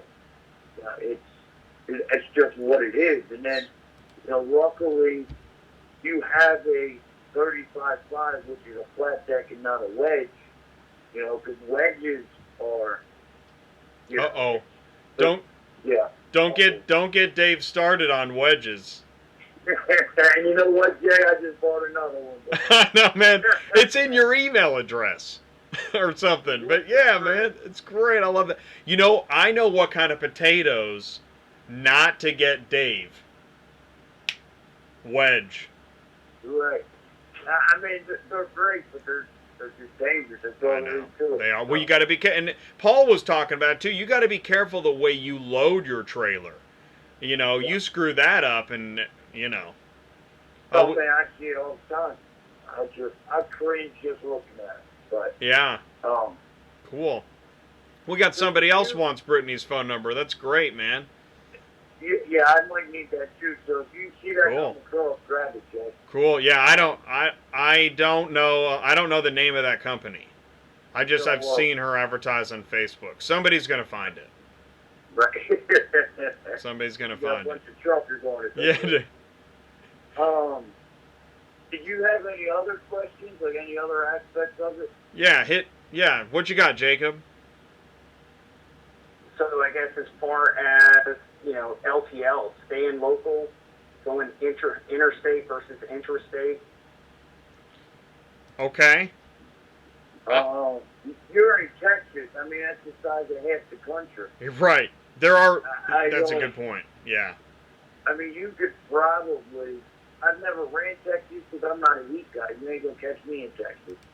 But I've done a lot of dispatching in and out of Texas, and Texas is an acquired taste. I'm gonna say it that way. But you can make money and stay in Texas, but there's a ceiling to what you'll make. And what I've noticed is that because Texas is a lot of trucks, and you're in Texas. Texas is a lifestyle. Don't mess with Texas. Texas is a country, and if you can penetrate that market and stay busy, you've only got 6 to 8 days a month. And prices are up right now. Like here's a local Dallas to Cotulla, I'm not sure where that is, with United Road, a Tahoe paying $1 a mile, on a 2-car trailer, if your insurance isn't too bad, then, you could stay local. That's not a bad idea. You go Dallas, Houston, Houston, Austin, San Antonio, back to Dallas. You can run, right? With this trailer, you either need to get a D-rated or you need a CDL. You can't run that trailer the way it sits under 26,000 either. And I think we've talked about, if you're serious, you get a CDL. Right.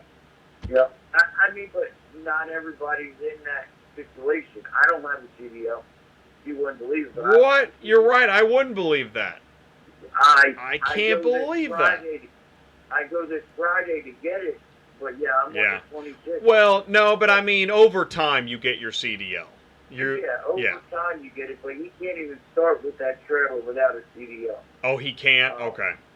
No, because his GBWR will be over it. But okay. Now, if you're going to run 2 cars, that trailer's probably really heavy. I don't know, but if you have no plan of going too much higher, you may be able to get away with a single rear wheel diesel. You'd have to look and see what that trailer weighs, or, if you're really stuck on, like you really want to be a car hauler, you may be better off selling that trailer, buying a 2-car flat, and putting a little of that money towards a truck. Because you have it, the trailer was pretty expensive. Right, so if you're going to use it for 2 cars and never plan to do anything else, me personally, I'm going to utilize the extra money that's there, before it gets tore up, and then I will go buy a 2-car trailer. Or a 3-car and a 2 truck, you know what I mean? I think if you're doing cars, you trade that trailer for a different one. Hey, check this. What's that? Check this out. CB found Brittany's company information and contact phone number, and I just repeated it in the chat. So, Jacob, if you can see the chat, anyways, it's there now. Insurance Unlimited out of DeRidder, Louisiana. No CDL pay under 26,000 if you don't want to get in trouble. I don't understand that. What do you mean? He's talking about, so if you, I think Paul, before I say something stupid, I think Paul, if Paul's still with us, he could elaborate on answering your question. But I'll go ahead and... Fabiano said something. He said no CDL, stay under 26,000 if you don't want to get in trouble. He's saying if you don't have one, you want to stay under that. Oh, yeah. Absolutely. Yeah, okay. All right. And I cut you off, Dave, and I'm sorry. Yeah, I was just saying, I think, that's a really good trailer probably. I just don't think it's the best trailer for what he wants to do. Because that's going to be heavy. That's a freight that's probably got a 19-inch center beam. Oh, you're talking about the trailer's heavy. Yeah. Oh, okay. So, if you're staying under 26, I bet you that trailer's every bit of 75, 8,000 pounds. If you're staying under 26 with an 8,000 pound trailer and I don't know, let's call it an 8,000 pound truck, right? 16. You've got 10 to play with, which you can do it, but the money's in the big freight. Well, and he's in Texas, and it's going to be a lot of trucks, so there's truth to that. So you're going to be... Yeah, I already planned on the CDL, for sure. I mean, the trailer itself weighs 9,000 pounds. Right. I was off, but I wasn't that far off. So, yeah, you need the CDL before you even think about getting started, in my opinion. Oh, we got another insurance company referral from CB. I think this is the guy he was talking about. Hadley and Linden and Leiden Insurance Co. in Florida. So there's another one. Awesome. Hey, Jay, are you leaving this? Oh, never mind. I'll screenshot it. Yeah, screenshot it because I have not figured out. Although what's cool is the live chat will play on demand with the video, and we're at a $1.35 in. So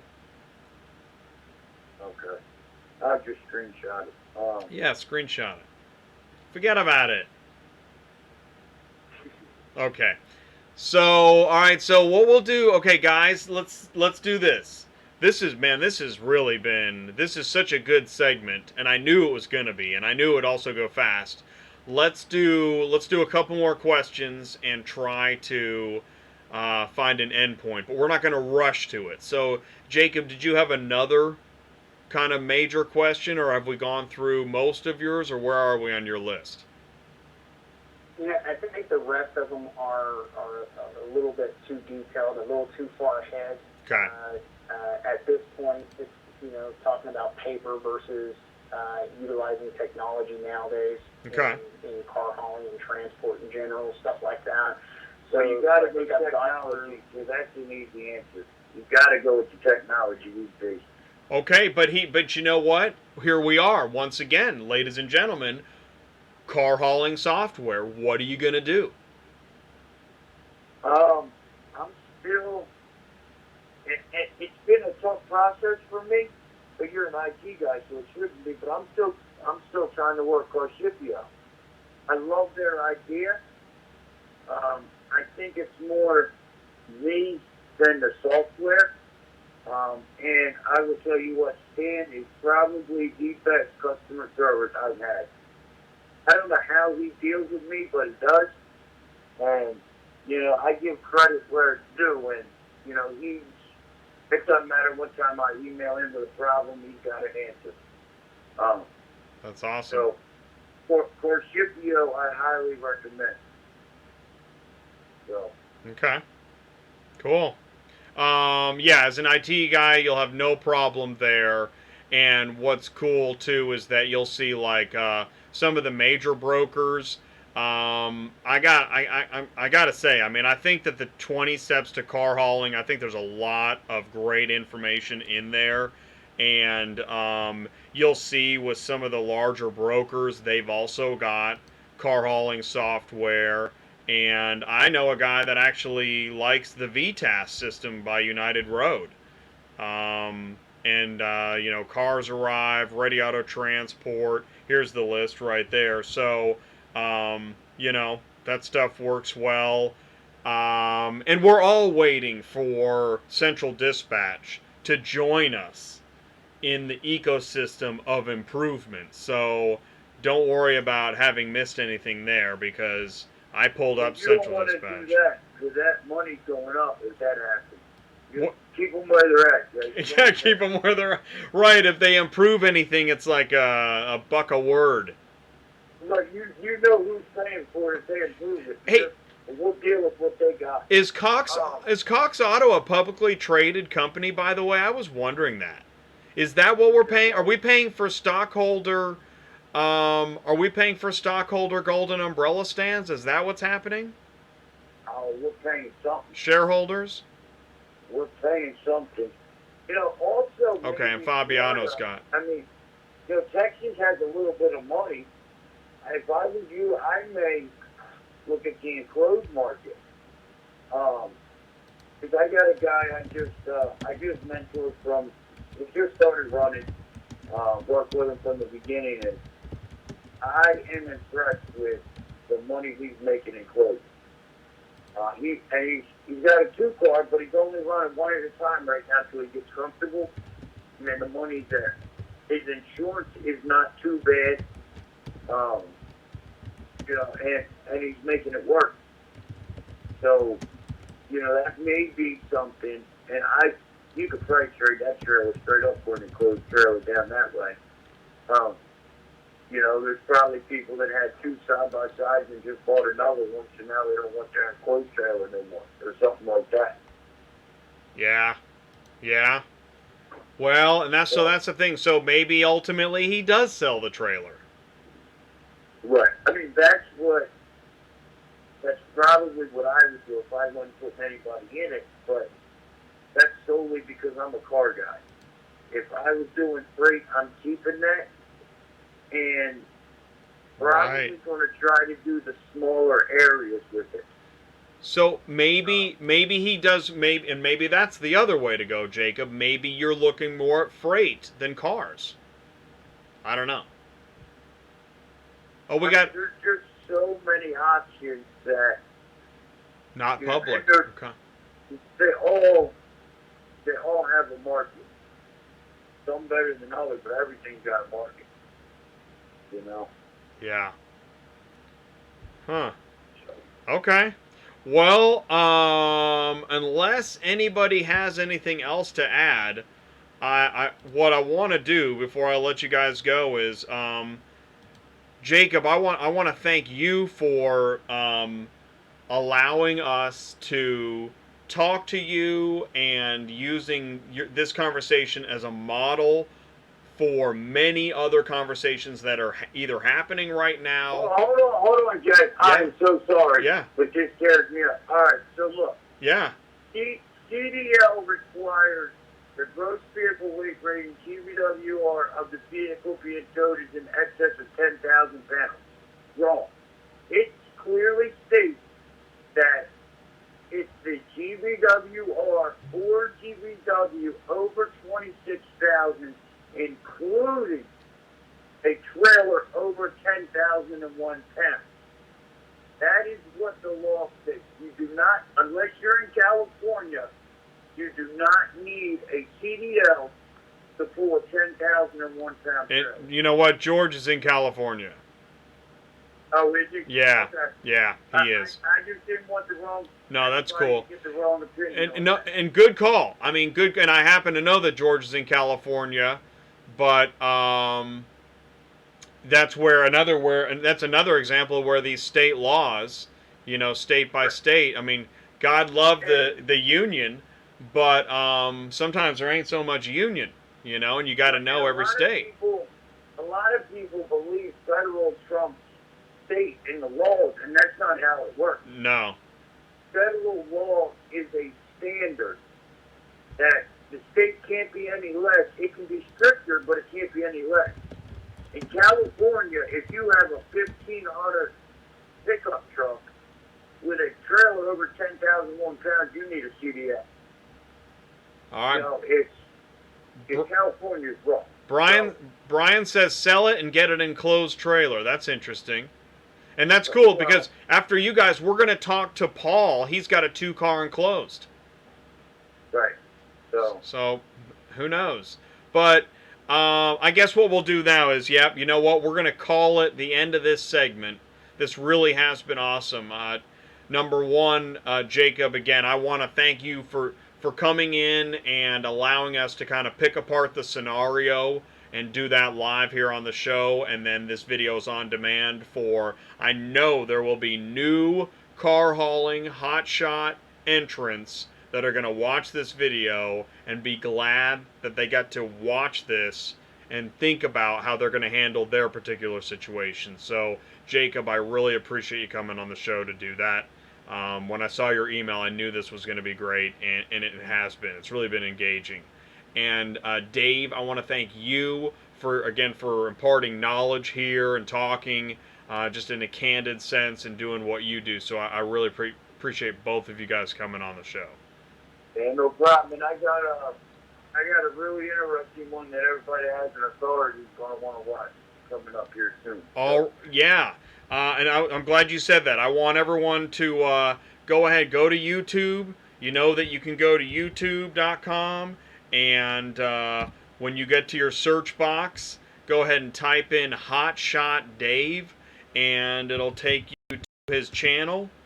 Just type in Hotshot Dave and go to Dave's channel, and he's got a lot of great videos about hotshotting and auto transport in general. You've got all kinds of great stuff, and just question after question, you start to really start to really question what you're going to do, and that's why I wanted to bring you in on this segment. You're the perfect one to kind of mentor this concept, so I appreciate that. Right. I just bring up the painful part, like you think about it. Because you're the only one that can make that decision, you know. Yeah. So. Yeah. Well, I appreciate you having me on, Jack. I really do. Cool. And you know, and if there's comments, keep an eye on this video, and if there's comments below the video that you think you should respond to or you want to, please do. Please engage. I really appreciate that.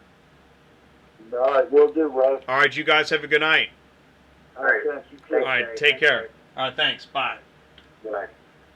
Awesome, man. Awesome. I knew that'd be engaging. Yeah, I mean, there was a lot of great comments. I need some, you know what? I need some ELD Kool-Aid. Here, hang on one sec. Oh, yeah, I love that Kool-Aid. And there's some great questions still coming in. So, let's catch up with Paul. We're going to keep this party going. And we're going to talk to Paul Roberts of Max Auto Hauler. He's been in the chat. I think you've seen him commenting. So let's find out what he's up to.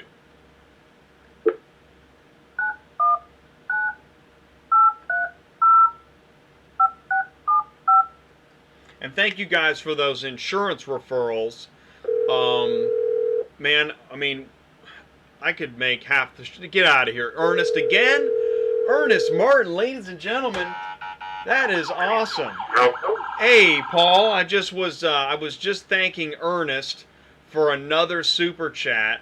You know, what's cool about YouTube, and welcome to Auto Transport Intel live on YouTube, Paul. What's cool about YouTube is not only can I make these videos, do the live stream, interact, and I know I need to get on Facebook Live, and I can do Twitch.tv and Patreon, and I could go crazy and have 10,000 channels. But what's cool on YouTube is they have the super chat system, and folks can help me in my quest to make this a better channel. And Ernest Martin just did that. So I want to thank you, Ernest. I really, really do appreciate that. Well, you got some good fans out there, Jake. They love the show, you can tell. Thank you. You know, you know what's cool is, you know, truth be told, I mean, since we're here, you know, I start the show like I started it tonight, and I actually started to get nervous when the beginning video was rolling. I was getting nervous. I'm like, man, why am I nervous? And you know, I learned a long time ago, when you're nervous, sometimes when you're nervous, you're excited. And you got to harness, just like in Ghostbusters, when they get that ghost, you know, you got to harness that energy and just kind of try to enjoy it, even though you're kind of rattled. Right. What do you think about those apples? You're having too much fun. I know, dang it. So are you on I-70 right now? No, I'm on my break, my 30-minute break. Oh, in Colorado Springs. I got this trailer fixed and got some tires on it, got it fully loaded, and I'm about ready to crank out some miles across the prairie and headed across Kansas. Nice, nice. Well, you can pretty much, what you can do is just, as they say, they call them wheel holders, I guess, right? Just go straight. Yeah, and you know, I wish I could have got in on the last segment, because I mean, my advice, if you're going to work 8 days a month, like you said, you're going to have to get loaded. And that's kind of what I do, you know, but I do it in longer segments like Dave was talking about. But if you're only going to work 8 days, you're going to have to get loaded in a day. And then you're going to want to drive for 4 days without stopping, because, you know, every day you stop, you're probably losing money, as long as you can get good cars to go about 1,500 miles. You know, and then turn and burn and come back, and you could maybe even make some money that way. But man, and the trailer he's talking about is humongous. I couldn't imagine starting out with a trailer that size. Well, you know, what's interesting is I think that's what Dave was saying. Yeah, and it's funny you talked about being on a farm, because I mean, I grew up on a dairy farm. You know, and I was driving equipment and 2.5 trucks at like 7, 8 years old. and I've done a lot of things. And it wouldn't. I don't think I'd want to pull a trailer that big in a pickup truck. I'd want a CDL before I got anything that size, and have some experience. Well, and whereas you, that's a big trailer. And so that was a 35-foot. Was it a Dovetail? Was there a name? Was there a brand name on that? I thought he said did he say his gross vehicle weight, its total truck and trailer would be 25, or was that just the trailer? No, the GVWR rating was 26, and he's on the trailer. Yeah, that's what he said. And so basically, it's like a 2-car, 35. It's like a big Tex, maybe. Right. Big Tex 35-footer. So you're probably at like 32,000 pounds gross vehicle weight combined. Right. And so you'd need you'd need a fifth wheel conversion on your pickup truck, like get an F550 or something beefy. Well, I mean, I just think something that size, you should have experience. Right. Right. There's a lot to it. It's not just that. It's tire pressure. You got to have experience with central dispatch and dispatching to get enough cars to keep it moving. Well, yeah. I mean, I went the other way. You say I've got a 2-car enclosed, and I've had 2 cars in here. They have to be kind of small. And my trailer's only 24 feet and 10,000 pounds. But I do cars and bikes together, and I do good with that. Yeah, well, that's what's interesting is finding your niche, finding what works. I mean, it sounds to me like the 2-car enclosed just really works well for you. What kind of what kind of trailer do you have? You got a 2-car enclosed trailer. Who's the maker? Synergy in Georgia, which I mean they're not known for being the best, but it's what I could afford starting out. Okay. That's right. I put 60,000 miles on it this year. I mean, that's really how you make money. Like Dave was saying, you really gotta, he said it exactly. Like, when you start out, you're gonna be in debt. You know, you're yeah, gonna have dude. to pay your insurance. You're gonna have to pay your insurance and wait a few weeks to get your DOT numbers, and all that's taking money, and you're not making money, and you're gonna start out a little bit in the hole, and you're gonna have to climb out. And then maybe you could work 8 days. I mean, from what, at least my position, unless you've got enough money to support it going in, depends where you're at. Right. No, I mean, and that's actually, well, and that's one of the things I was saying to Paul is that, I mean, it sounds so expensive to get into, and if you're in the middle of a transition, this may not be a good time to take on more expenses. You may be trying to get out of debt. So that's why actually when I see the finance companies, I'm always interested in what kind of deals they could offer, because good chance you're going to have to finance something, right? Or like Dave talks about how with the insurance company, I mean, you're basically in a contract where you're essentially set up to pay for a year pretty much up front. And they don't care what happens the rest of the year. You paid for it. You're already in. Your money's in. Your money's in the bank, right? Or out of the bank. That horse has left the barn, or whatever you want to say. Well, so you might as well suck that up and just pay for the first year up front, because you're going to pay either way, and then you get a discount at least, save you about $1,000. So instead of going quarterly. So how do you make it work? What's your secret sauce, Paul? How you making money on this thing? Well, you have to be good at hauling enclosed vehicles. With a small trailer, I don't know. Maybe some guys do it open. I showed you a picture of a guy with a flatbed trailer with 14 Harleys on it the other day. Yeah. You could find I got it right here. Like that. Oh yeah. It's an amazing. To book stuff like that, and that takes that takes some time in the trade before people hand you bikes like that. Oh yeah, no, that is crazy. Let's see if I can make that larger. That's not Matthew Bell, if he has a pickup, that's who loaded the hauler with the 14 bikes. Pretty amazing, and he has 28 bikes on the enclosed. He has 2 enclosed, 53 foot, and he loads like 28 bikes on those. Man, I mean, but that's not even like a normal load. I mean, nobody has that load, right? He's like the king of this, right? Yeah, it was like the legendary stuff, but he looked like he was in his 30s. You know, it's Right. pulling legendary car hauling stuff down the road, and he was flying. Right. But Right. oh, and the other thing I tell was it Jacob, I think, he was talking about paper logs and ELD. I mean, honestly, I almost shiver when I think about someone pulling a trailer that big on paper logs with no experience. I mean, I couldn't imagine being in that position.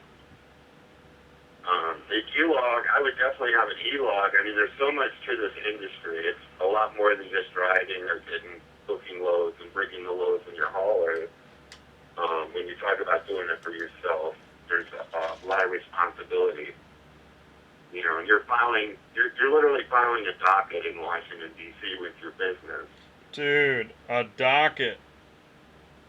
Yeah, I mean, that's what your MC number is, a docket number that you're filing. I mean, you need to be on point and be ready, and if you've never done it before, you still can make money and do it a little smaller. And that's what I did. I'm just trying to perfect my model. You know, before you move up, I think it's good when you're new, even if, like I said, growing up on a farm, I've managed a NASCAR team, I've done a lot of things, and worked in racing and moved vehicles. But it's still, there was so much to it coming in, and, you know, just trying to load a 5 or 6 car hauler, well, you know, because you do it every day, it takes a bit of experience and work, and that's a lot of logistics in itself, and then you've got all these federal regulations you need to know. And when you get these DOT numbers, you're basically filing a federal docket where you're swearing that you know all these regulations and have the experience to run the business. And then the DOT pulls you over, right? I mean, I gotta tell you, man. Be ready for that. And that's the easy part. Okay, because the more difficult part, it is. That's the easier part. The more difficult part is when something occurs and the lawyers pick your equipment apart. Forget it. Be prepared for that too. Oh man, forget it. Yeah, right. You've got to. What if you get in an accident? It's not even your fault, and now you've got all of that. I forget it, man. I would, as difficult as it could easily be your fault in a matter of like, had a wrong hit rating or something, or something was forged to the right degree. And now you're easily be your fault. And now everything's come down to just a jack screw on one of your hinges or something crazy. I'm telling you, I'd rather, as difficult as dispatching is, I'd rather dispatch than drive a truck. Right. There's a lot to it. I mean, I saw a guy pulling, actually on the trip out here, I saw a guy pulling one of those 6 cars that you've been showing, that you had on your show last week. I saw one on a pickup truck. Yeah. Like, wow. Yeah, no kidding, man. I mean, it really is amazing how far, but you know, folks that are really experienced, I think that's a pitfall, is that you know, there's a seminar somewhere and people are seeing photos of a pickup truck and a 6 car and thinking, "Oh yeah, I could do that." And 6, you know, if each car is paying $1,000, that's $6,000, and then I'll order pizza and we're all gonna get out of here. It sounds perfect. That sounds great. I don't know. It really. Whoever pulls that off, more power to them.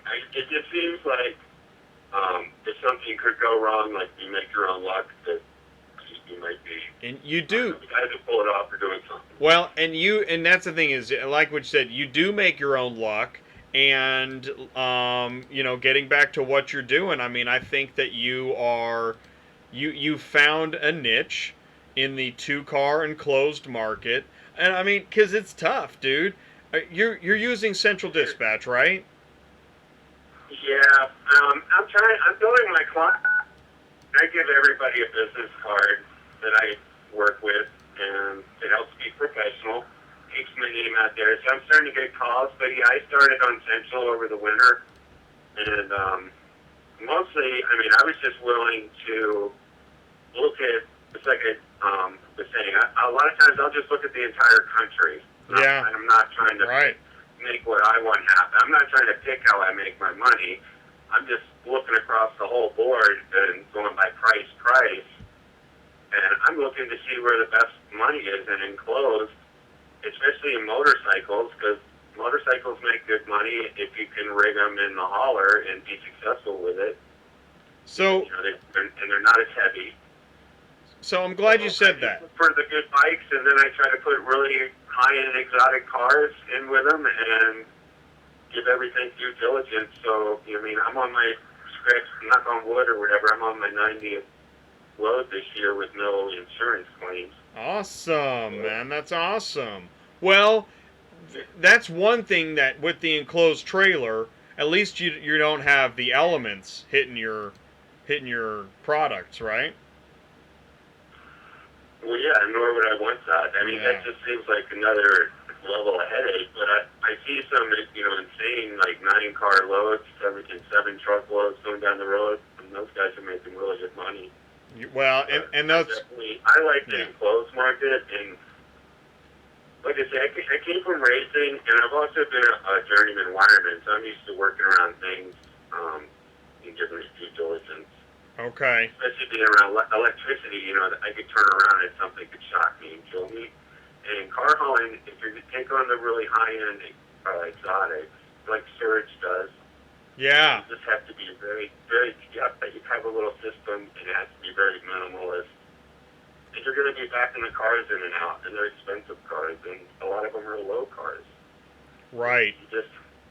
I just kind of walked my way into that. You have to get to know your hauler and the door. If you have a ramp door, especially, most guys will starting out. You have to get, I didn't start out with the low clearance cars. I started out putting SUVs in there and classic cars, and then stepped it down and got a little better with it. And then, now I'm taking 30 millimeter clearance cars, and I feel confident with those. But you got to walk your way into this stuff.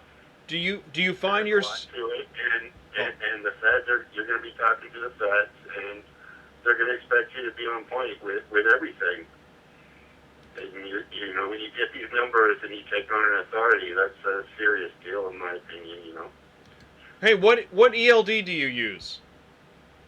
I'm using Keep Track, and I like it. Yeah. And I think it's a good thing. I think it's helped me as a business and as a driver. Personally. That's the thing is, it's not the ELD that you hate, it's the hours of service. And maybe with the 2-car enclosed, I mean, you're driving far, but you're able to plan better, right? Because you're dealing with 2 vehicles, maybe 3, given the bikes. So... I don't even really... The only thing I really have a problem with it is some privacy concerns and data, like the threshold for data sales, where my data goes. Like, that's my real concern with this, but there's a lot of that in today's world. And I think the Federal Motor Carrier Safety Administration, they seem to be working on it, so I'm being tolerant of it. But, as far as the hours of service, my only issue is that I can't stop the clock. Like, I feel like I'm in an airplane, because it's like once you take off, you have 14 hours to land. Well, now... You drive 11 of those. Like, I wish we could pause the clock, because there are days I don't like it. I feel tired, 3 or 4 hours in, and I just want to stop for a couple hours. I think the best thing that can happen, well, it's the worst thing that can happen, but what's going to have to happen is we're going to have to give everybody on the planet one of these dumb clocks. And then people are going to realize, oh, wait a minute. No, I can't have one of these clocks. I mean, everybody else can have the clock, but not me. And really, that's how people are going to truly understand that this has kind of gone a little too far.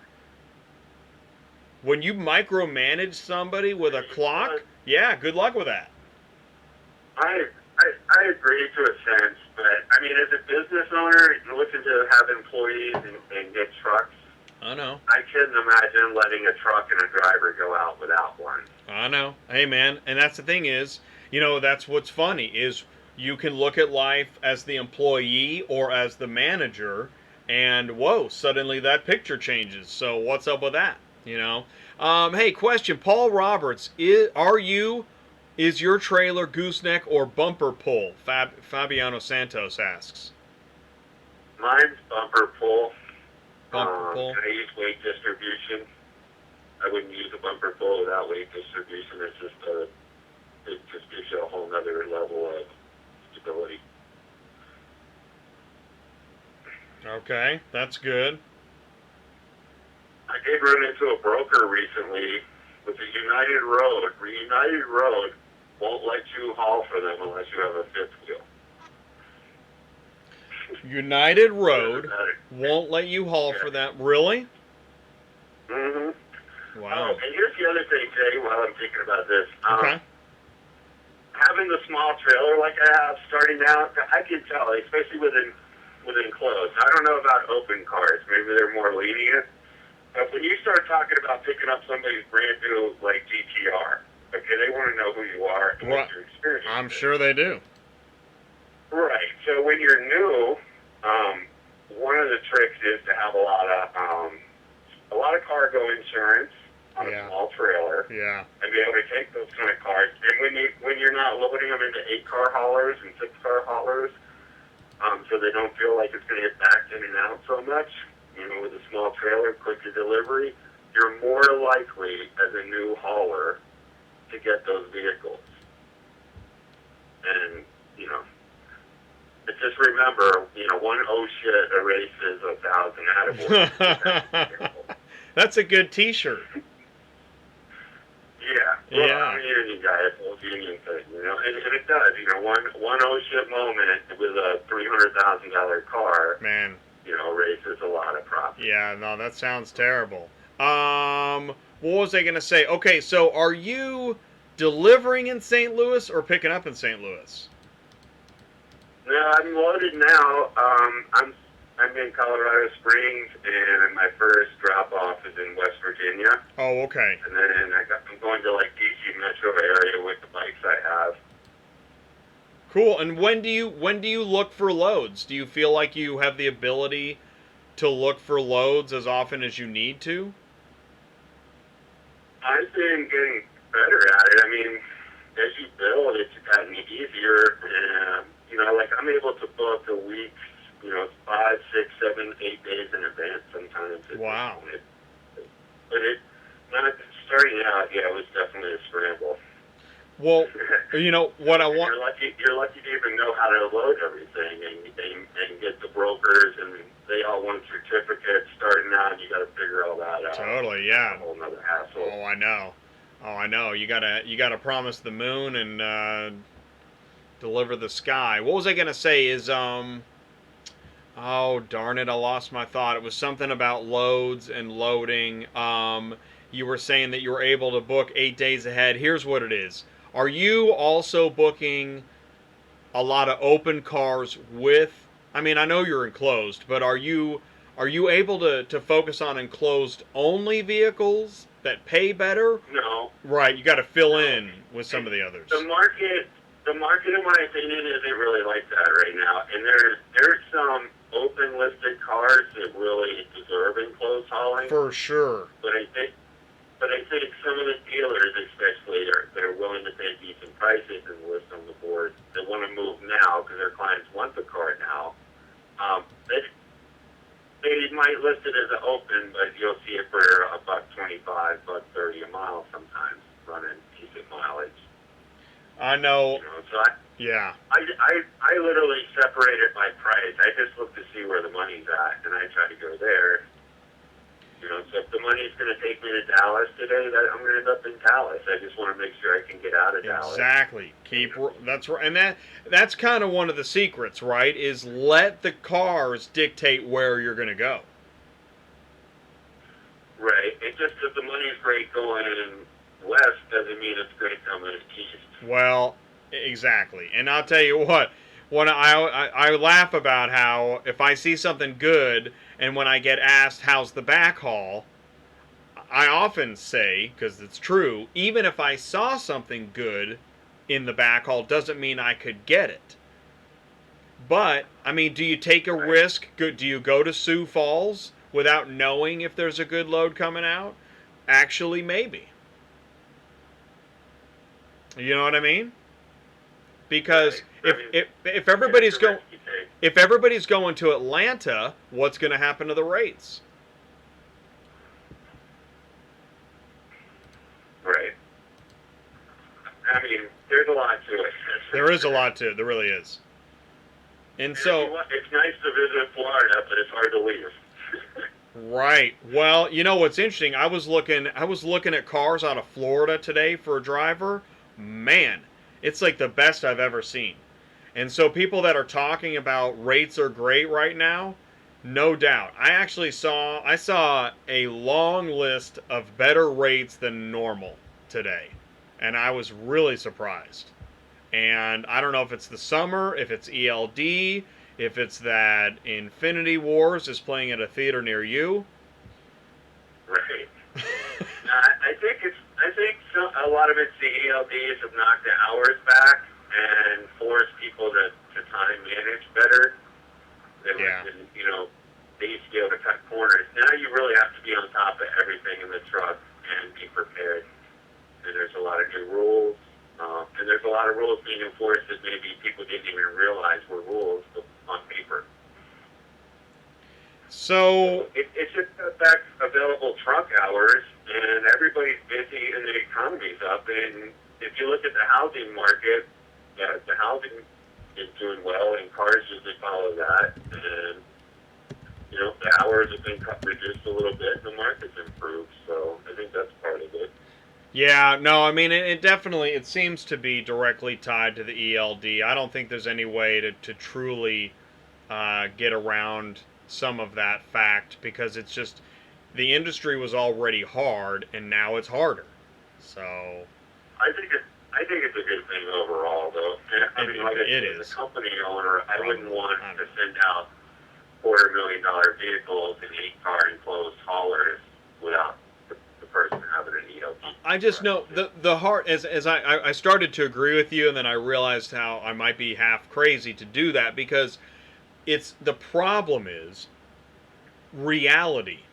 That's why I go through this industry news in the beginning of the show, and I mean, you see wrecks and crud all the time, and you can't plan for that. You can't have a stinking egg timer telling you that you just have to drive around this accident. I guess you're just gonna have to plow through, buddy, because you just gotta call people and let them know honestly what's going on, when you're gonna be there. Well, that doesn't help the ELD though.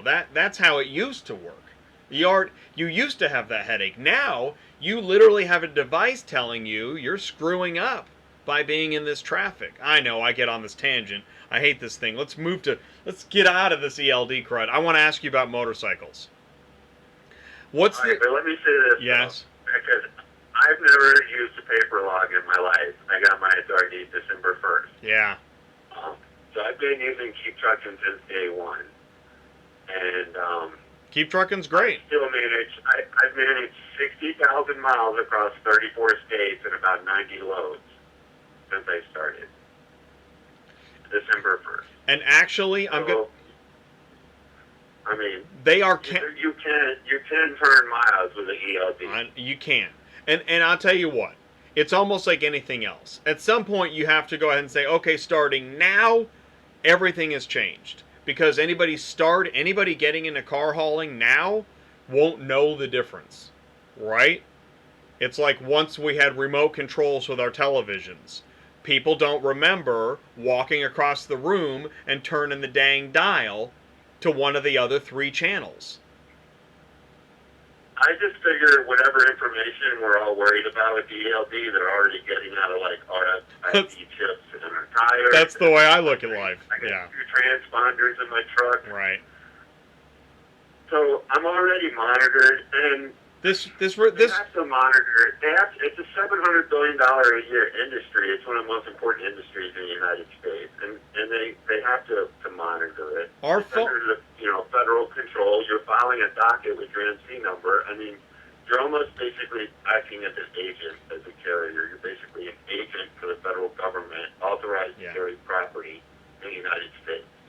That's So right. you concede a little bit in that regard, the same way if That's you were an airline And pilot. actually, the DOT officer will tell you what you just said. That if you're going to get paid to move vehicles, you're on the clock and you are accountable in the system.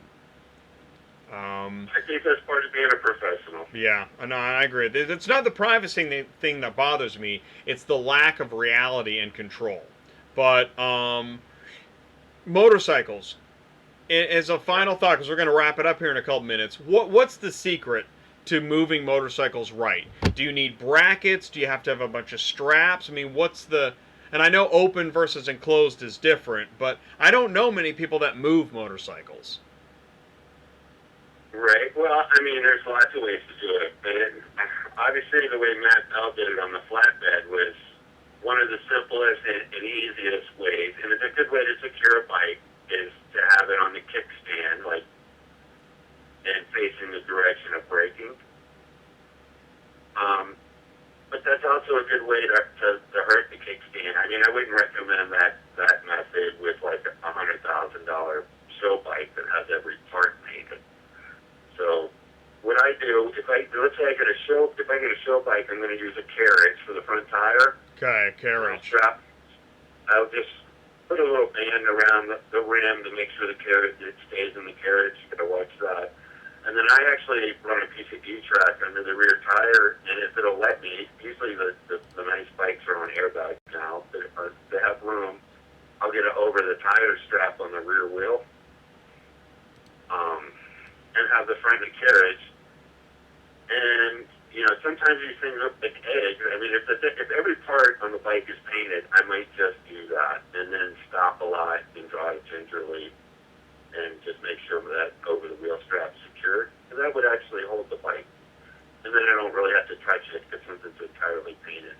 But that's a little different. I also do it pre-rig. Like right now I have one in the hauler that's in a carriage. It's a 79 Honda with a turbo. Really nice bike. And then I've got a Harley Sportster that's just leaning kind of against on the kickstand. And if you're going to do that, you definitely want to use 2 straps on the rear and 2 straps on the front. And I know watching Serge showed me a little trick in one of his videos where he actually kind of makes a little lasso like around the front fork and then pulls both ends of his strapping down through. So he ends up with 2 rig points on 4 points, right? It's like 8. He makes it redundant.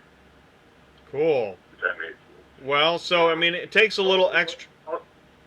Hopefully we can make a video or something. I don't know if the viewers know, but I hoped that in Kansas City we were going to make a video so everyone could see how to rig and stuff. So. No. Well, you know, keep me posted on your schedule if you're in town again. I mean, and that goes for, listen, anybody that is going to be, if you're going to be in the Kansas City area, let's make a video. We can meet at Mannheim, we can meet at Odessa, we can go to the Copart and get the barbecue to go, and let's make a video. Right? Yeah, I mean, yeah, for sure. Yeah. And, but yeah, as far as rigging the bikes go, you know, everyone's different, and you really have to watch it. And I do recommend on the rear to pull crossways against the tire, like when you put your 2 supports on the rear to crisscross. Okay. Not just to keep the bike in tracking right where it's at and secure, but also because you can actually pull the rear of the frame. Right. You know what I'm saying? If you're stretching it, you don't want to bend it away from. Yeah. Yeah. Yeah, that'd be bad. So everything's set up. If you put tension, it's better to pull the tension into the frame on the rear, like pull it together apart. But the front forks are fine on a part. Pull it together. That's a good one. That is good advice for somebody that's just kind of, facing a motorbike. You got to remember the bike. At the end of the day, if someone's going to ride this bike, and they can be temperamental. And you have to treat each one. You have to remember somebody's going to ride it at the end of the day. And it's one thing to scratch a car. Maybe it's another thing to like pull somebody's hub out or. Dude, you don't want to do that. To a bike or pull on their shock tower. And I mean, it's worth it though. I mean, hauling bikes is profitable. It's a good thing. I mean, you can get bikes. Some of them are low, 30, 40 cents a mile, Ooh, but you yeah. actually can see them enclosed, 60 and 70, Yeah. 75 cents a I mile. wouldn't do it for 34 cents a mile. I'd do something else. Well, I'm kind of like, who's the other guy you were talking to last week? It's not Hotshot Dave, but he's in Texas. I think he dispatched for him. I Man, don't know. He was talking about that last week. I think he was saying, like, sometimes it's better to, put something in there and keep making the money. could have been. Well, it wasn't. So it was Dave. Could have been Dave at. Could have been Dave Williams. It depends on the bike.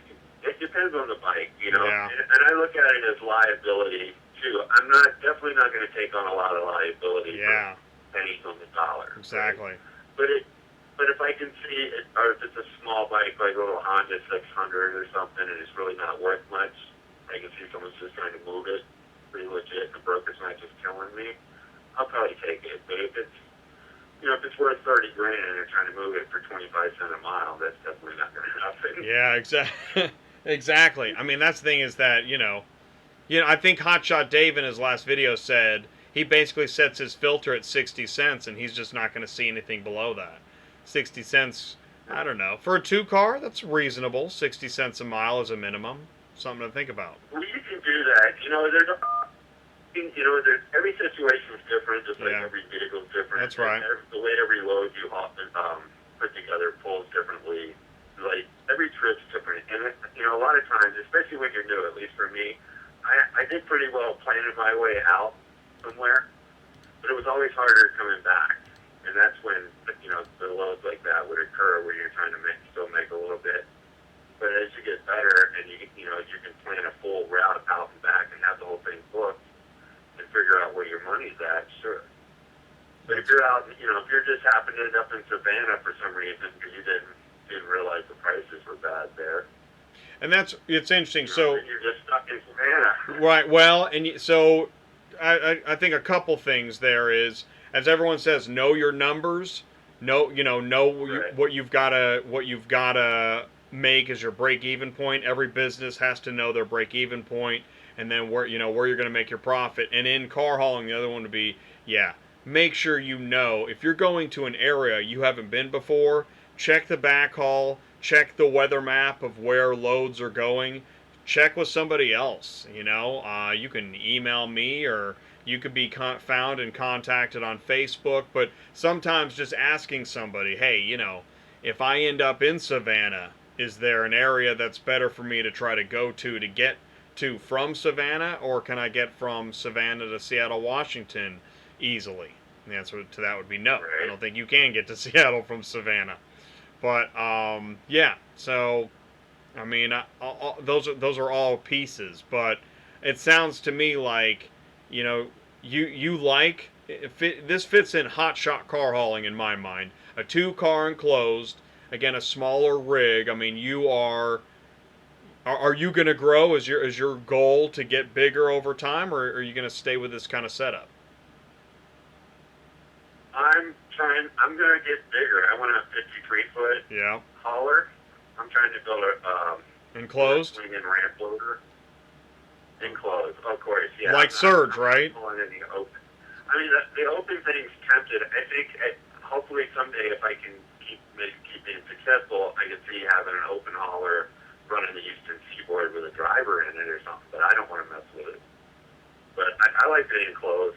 I like the cars. Yeah. And, I can hear that. And I've seen that before, that once you go enclosed, you never go back, or whatever they say.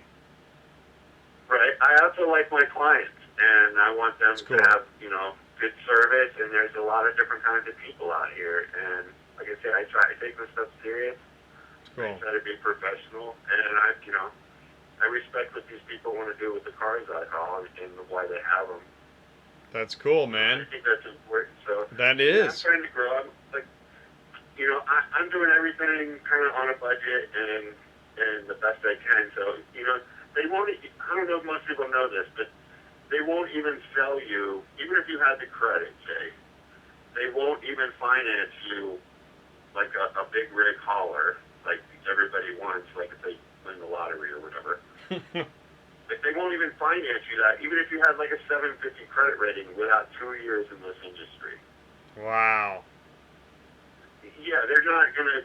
Just like I'm saying about the ELD, they're not gonna just hand you that truck and put it on a paper for you, even with a great credit rating, unless they know you're serious about this business and can load it and make it successful. Okay, right. And so, yeah, I mean, there's some logic there, but yeah, I mean, you have to pay your dues in their Right, so point of I'm view. going to, since I can't, we have decent credit, but since I don't have that experience, I'm building my own hauler. So I'm going to go out and buy a Kentucky trailer for $15,000-$20,000 reconditioned. And I've got a modular. There's a guy in Fredericksburg, Virginia that works there with some people called Ernest Dandridge. He's designed a modular that you can actually put in a Kentucky trailer in about 4 hours, and it's self-contained. It's a nice elevator unit. Well, it's interesting because I don't know if you saw the comment, Fabiano asks what you think of the 2-level enclosed or 4-car. Well, see, I have all kinds of new opinions, I think, about that, and I've looked at what, like, Horse's Carriage has done and Reliable's done, and I've seen CAD drawings of there's some of their setups. But I'm taking my bike car, like right now, the bikes really make me money, and I like doing bikes and cars. Everyone seems to want to specialize, but I kind of like both. So I'm trying to figure out how to do bikes in 53-foot enclosed in a section, and then do 4 cars, not 6. Do 4 cars plus bikes on the front deck with a side load is what I'm thinking. So I don't have to move cars to get to my bikes. I'm actually trying to do a side load car bike hauler, 4 cars with a dynamic rear deck. I could possibly do 5 cars on an upper deck in the rear, but I want to be able to load Raptors, and they're kind of big. So when I don't have a truck in the back, I want to be able to put 2 cars in the back spot, upper and lower. But other than that, just run 3 cars in a truck with bikes. No one's ever really done that. Man, I'll tell you, it sounds. No wonder you talked to Surge, because I think that you and he could probably talk enclosed trailers all night long. Right. Yeah. Well, we have difference of opinion sometimes. Well, but that's normal too. I mean, yeah, everybody likes a different flavor of ice cream, but you still like ice cream. Right. Obviously, I have my ideas, and I respect Surge a great deal because I mean, have you seen the kind of loads he booked? Yeah. No, he has a. You know what? You know what's so cool? Surge has it so locked down that he has to make videos about something else because car hauling is so second nature. Right? Like, I don't know if he knows that. I think I was trying to kind of say that to him. Like, he just has it so under control that, he needs to make a video about him trying to pull a rickshaw because the car thing is just so second nature now. And that's why, like, I like when he does the transport of the day and we see these exotics and stuff. A lot of us, we're seeing that going, wow, man, I never get even close to that kind of car, and here he is, just walking past it like he's taking a walk through the mall. It's cool. Well, that's what I was saying, earlier about starting out with such a large trailer. It's like you have to be able to book these things. Yeah. It's a difference, and that's what I'm saying. I've got some nice cars at this point, some brand new Audi R8s and things, but I don't even have the insurance. You can't even get the insurance to go too big. Progressive only does $250,000. They don't care who you are. Yeah. And after that, it's like there's a few people that you could really reliably go to, and then you're looking at like Lloyd's of London if you really want to run a high-end clothes. And somebody was just talking about them, and but I'm telling you, man, I'm looking at this enclosed trailer, and yeah, I'm thinking that. We need to make a video with you and your 2-car enclosed, and then down the line as you grow, we'll make a video with that, and then we need to get Surge into Kansas City, and I don't know. We need to find an exotic guy around here that we can make a video over at his place and just look at the trailer and stuff. If I make this work, I don't know if you saw the truck I'm looking at buying. Have you seen that? I don't know which truck. No. Oh my. I mean, you just heard my crazy enclosed hauler idea with bikes and cars. Yeah, I like it. Decks, side loads, and ramp loads. Yeah, man.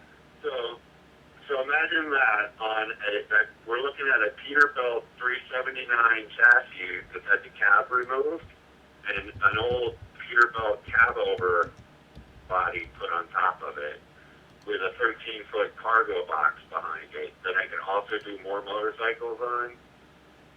Kind of like it ended up looking kind of like a cab over version of a reliable hauler with the big RVs. Okay. Except I'm not sleeping in my box. I'm carrying bikes in it. It would be pretty cool. Yeah, man. The cargo box will actually articulate to a dock door. And I'm thinking about possibly being able to drop my cars out of my hauler, break the truck and trailer, and then bring the car into my cargo box and deliver it with just the cab for local deliveries because it's such a big unit. Right. Yeah, right. Then you've got that door-to-door problem.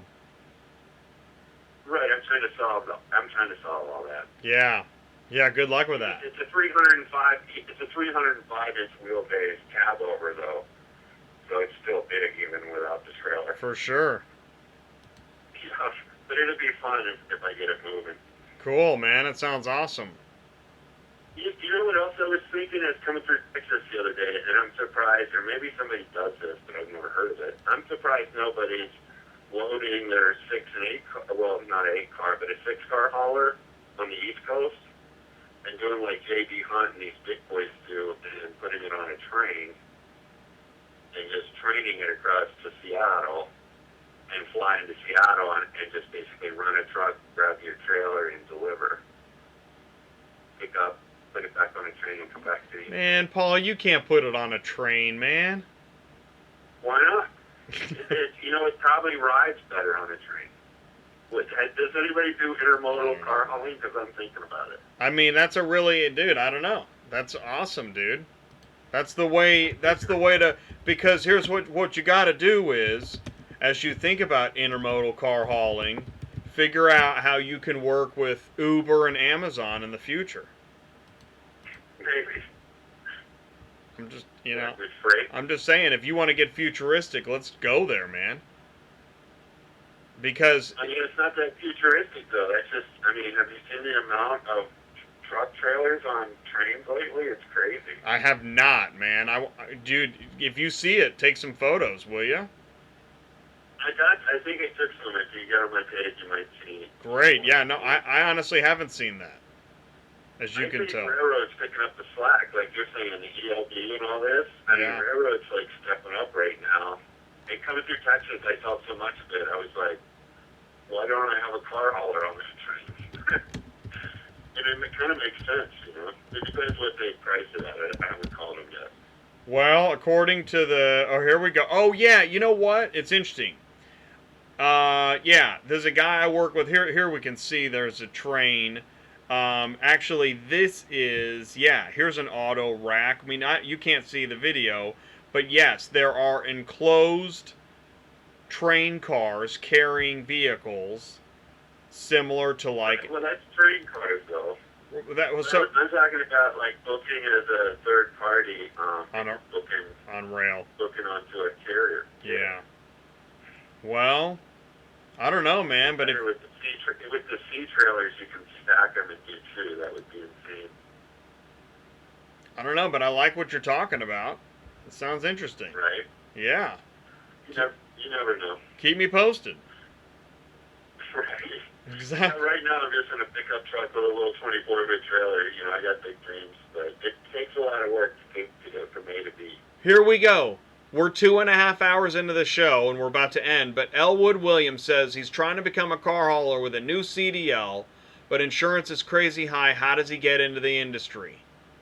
That's what this show's all about. Elwood, thank you for asking that question. What is the answer? What is he you consider crazy high? I mean, I consider Hotshot Dave's insurance to be crazy high. I think Do you? it's at 15 or 1400 a month or something, 16.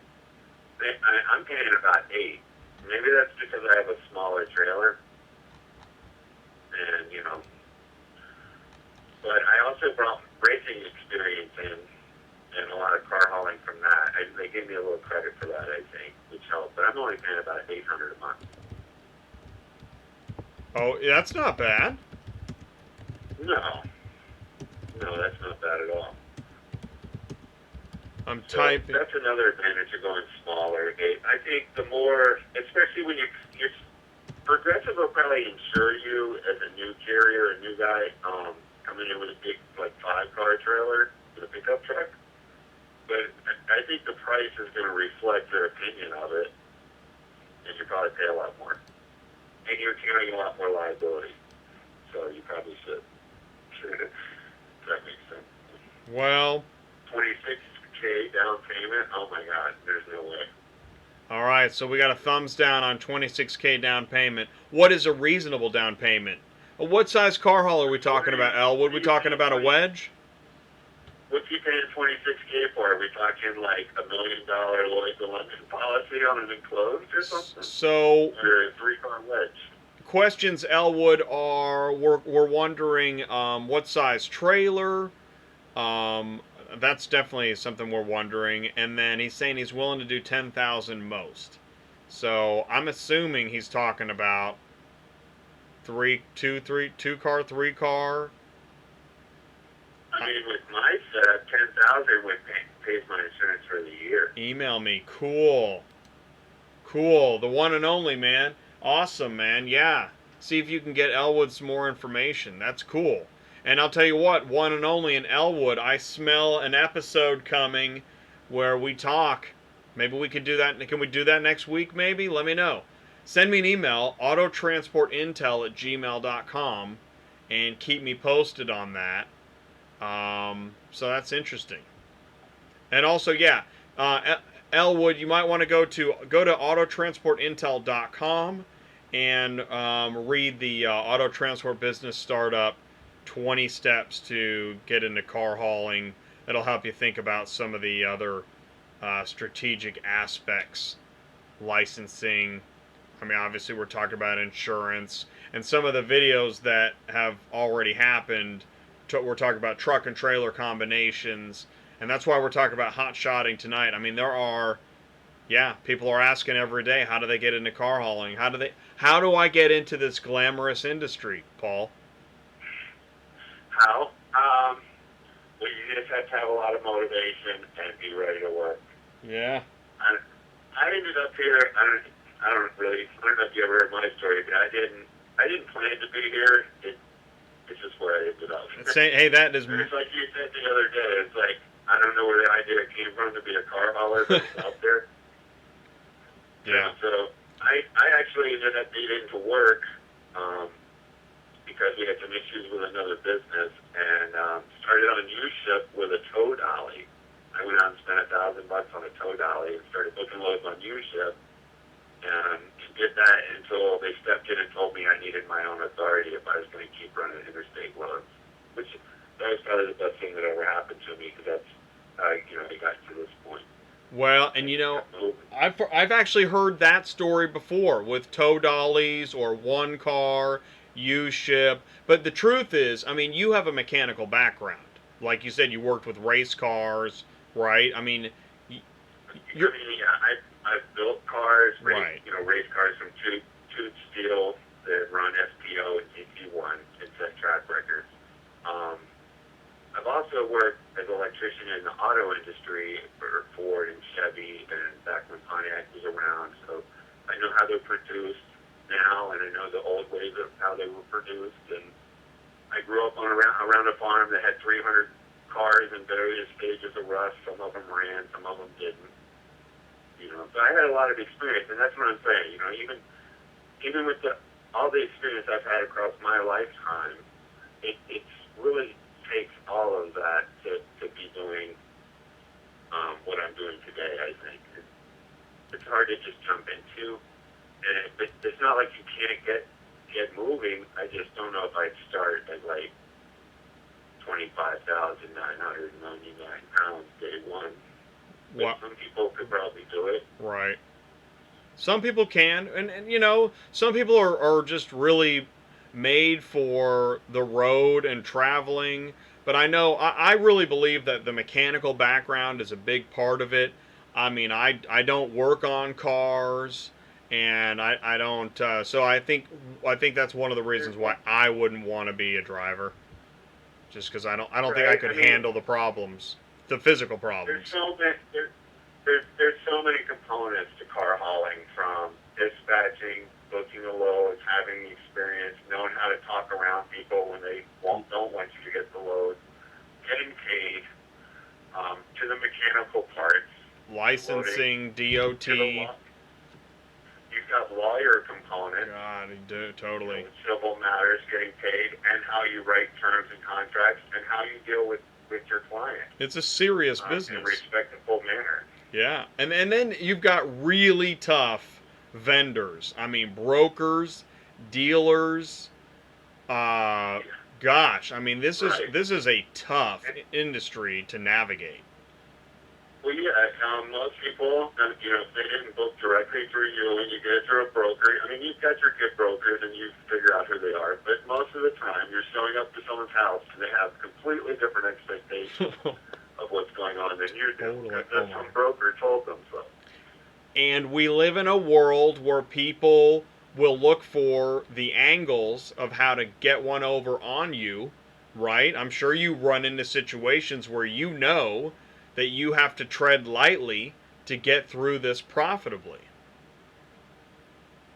Well, it's mostly just getting paid on that account. That's been the hardest issue. I mean, have you ever, I've heard of stories where, listen, this is what we're going to do. You're going to give me my money. I'm going to give you your car, and I'm out of here.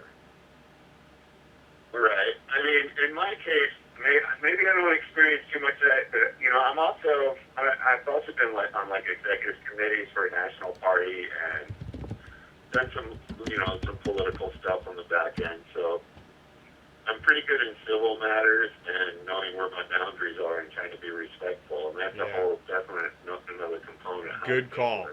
That's a really good call. That is. It's a good call. So, right. Like I say, it takes everything I've done in my life. It takes to do what I'm doing right now. Right. And I don't know how a 3-car wedge is because I've never driven one. They told me I couldn't just start with an enclosed trailer, but it can be done.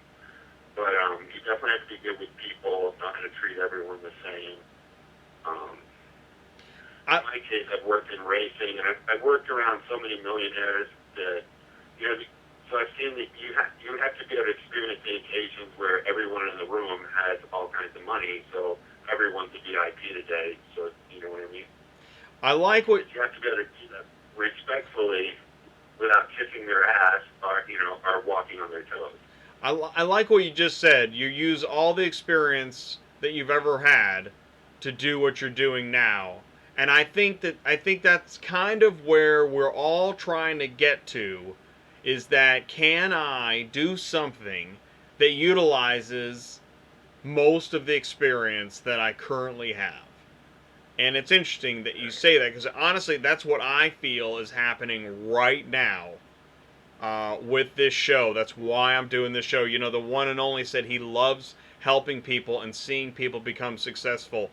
That pretty much encapsulates what I'm doing, and what you just said is, yeah, I'm using the experiences of my decades right now to put this together. And I like the conversation that we're having right now, because we are trying to make good business happen with the experience that we have, and really make the most out of it. Right. Yeah, and you have to remember, you're operating a mobile entity authorized by the federal government to carry property in interstate commerce. So It's awesome, man. we're not just drivers cruising across the country grabbing loads, yada yada yada. There's a certain level of responsibility that comes with taking your own authority, and especially if you're going to take possession of other people's property. And in my opinion, when you get a lot of these vehicles that we carry, some of them are family members, some of them are unreplaceable pieces. Yeah, And dude, totally. It's a lot of responsibility. You want to make sure you do a good job at it. So That's take your time, start out a little slower, make sure you're comfortable before you like jump to the top of the line. that should totally be one of the final segments of training. Is that, like you just said, this is not just a car. This is somebody's baby. Really, in most cases, Right. I mean, this car means so much to somebody. I've actually had this conversation with Joe DiLorenzo. You talk about DLB. He's kind of the head of the lawyer team that's writing all these mandates. Awesome. And you might have seen the new PC mode. It's almost verbatim what I told him. And it's like, look, I would fire my driver for dropping a trailer to go get a burger or to have dinner in a restaurant, and leave the property. Like, we're not just carrying toilet paper here. People care about these things, and some of these things are a part of families' histories. You could have a car that's been through generations passed down, and these kind of things are important, even though they are property in a sense. There's more to it to some of the cars we haul, and the other ones are generic, commercial pieces or whatever. But well, and I'm gonna. We have to have that. That's why I'm working to make changes. I'm working with. I'm actually in the ATA and North Carolina Trucking Association because I'm working from the inside and just trying to make more sense out of it. Well, that's where it's funny. On the one hand, I would also say that's why you need more leeway, because you have to to truly take care of somebody's valuable commodity, you need to be able to make decisions for the cargo rather than what it says on the egg timer. Right? It's all, everything's balanced and every situation's different, and you're the captain, basically, and you're setting the policies for your own company every day with no one watching or telling you can or can't do this. So you have to make good decisions. Yeah. And that takes some experience, in my opinion. Yeah. So I understand why the car hauling industry seems kind of constricted coming in. Everybody wants this many years of experience. Certain things occur, but it's all there for a reason. I get it, but I've worked my way around it. But I brought a lot of experience with me when I came in. I think that's helped.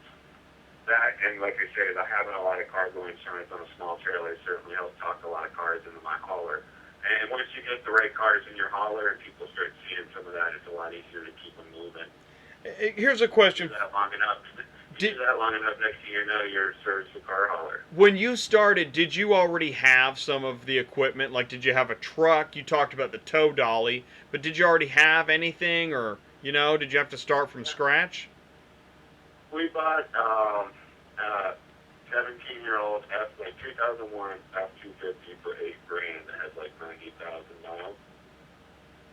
And I spent about another $1,000 on brakes, $750 on brakes, something like that, and had the rear axle redone with new seals, new wheel bearings. It's already got a 3-stage transmission from a shop in Maryland called Clinton Transmission. They're good, a really good automatic shop. I made sure the truck was ready, and I bought a new trailer, and I hit the road. Right. It was hard to load at first, but once you get about 10, 12, 14 loads on ratings on Central, it gets a little bit better. Right. Well, and you always want the better loads and the better cars. That's right. Well, and that's why paying your dues. I mean, I understand why you might need some ratings, and I understand that stuff also. I think it's frustrating when you might have a veteran car hauler working with a new company, and he has 0 ratings, and he's like, dude, I'm a pro, man. I'm wearing brand new shoes. Right. Yeah, I mean, I had a lot of determination, and I was signed with Nationwide. There's a bunch of companies nationwide, but they're the ones with the 4,000 and the 100%. They always pay Nationwide. Broker, right? Yeah. The broker. Yeah, I know. Yeah. You don't just get in with Nationwide as a newbie. They don't.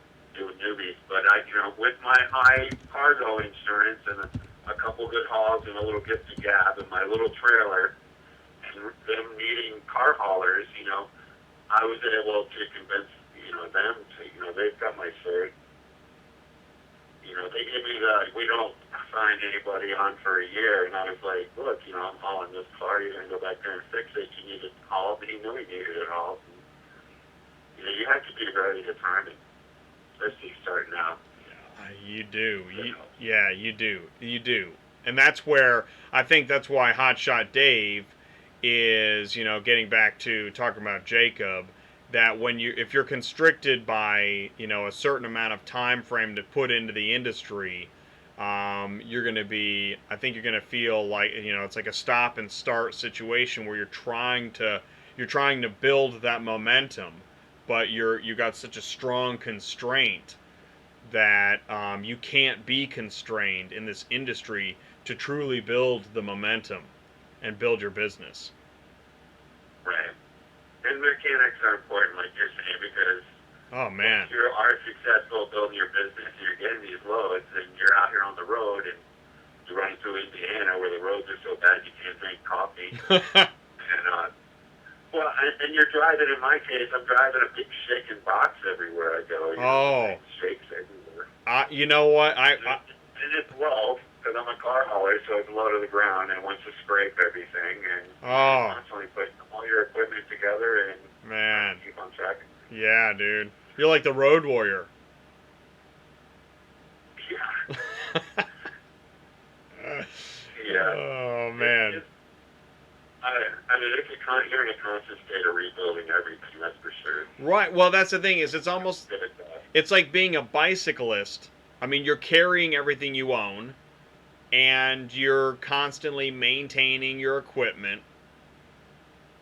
It's like the movie Into the Wild. Right. I don't have time to watch movies. Oh, you don't? Oh, yeah. I've got Hulu, but I hardly ever use it. Yeah. Well, then you probably don't play much Fortnite.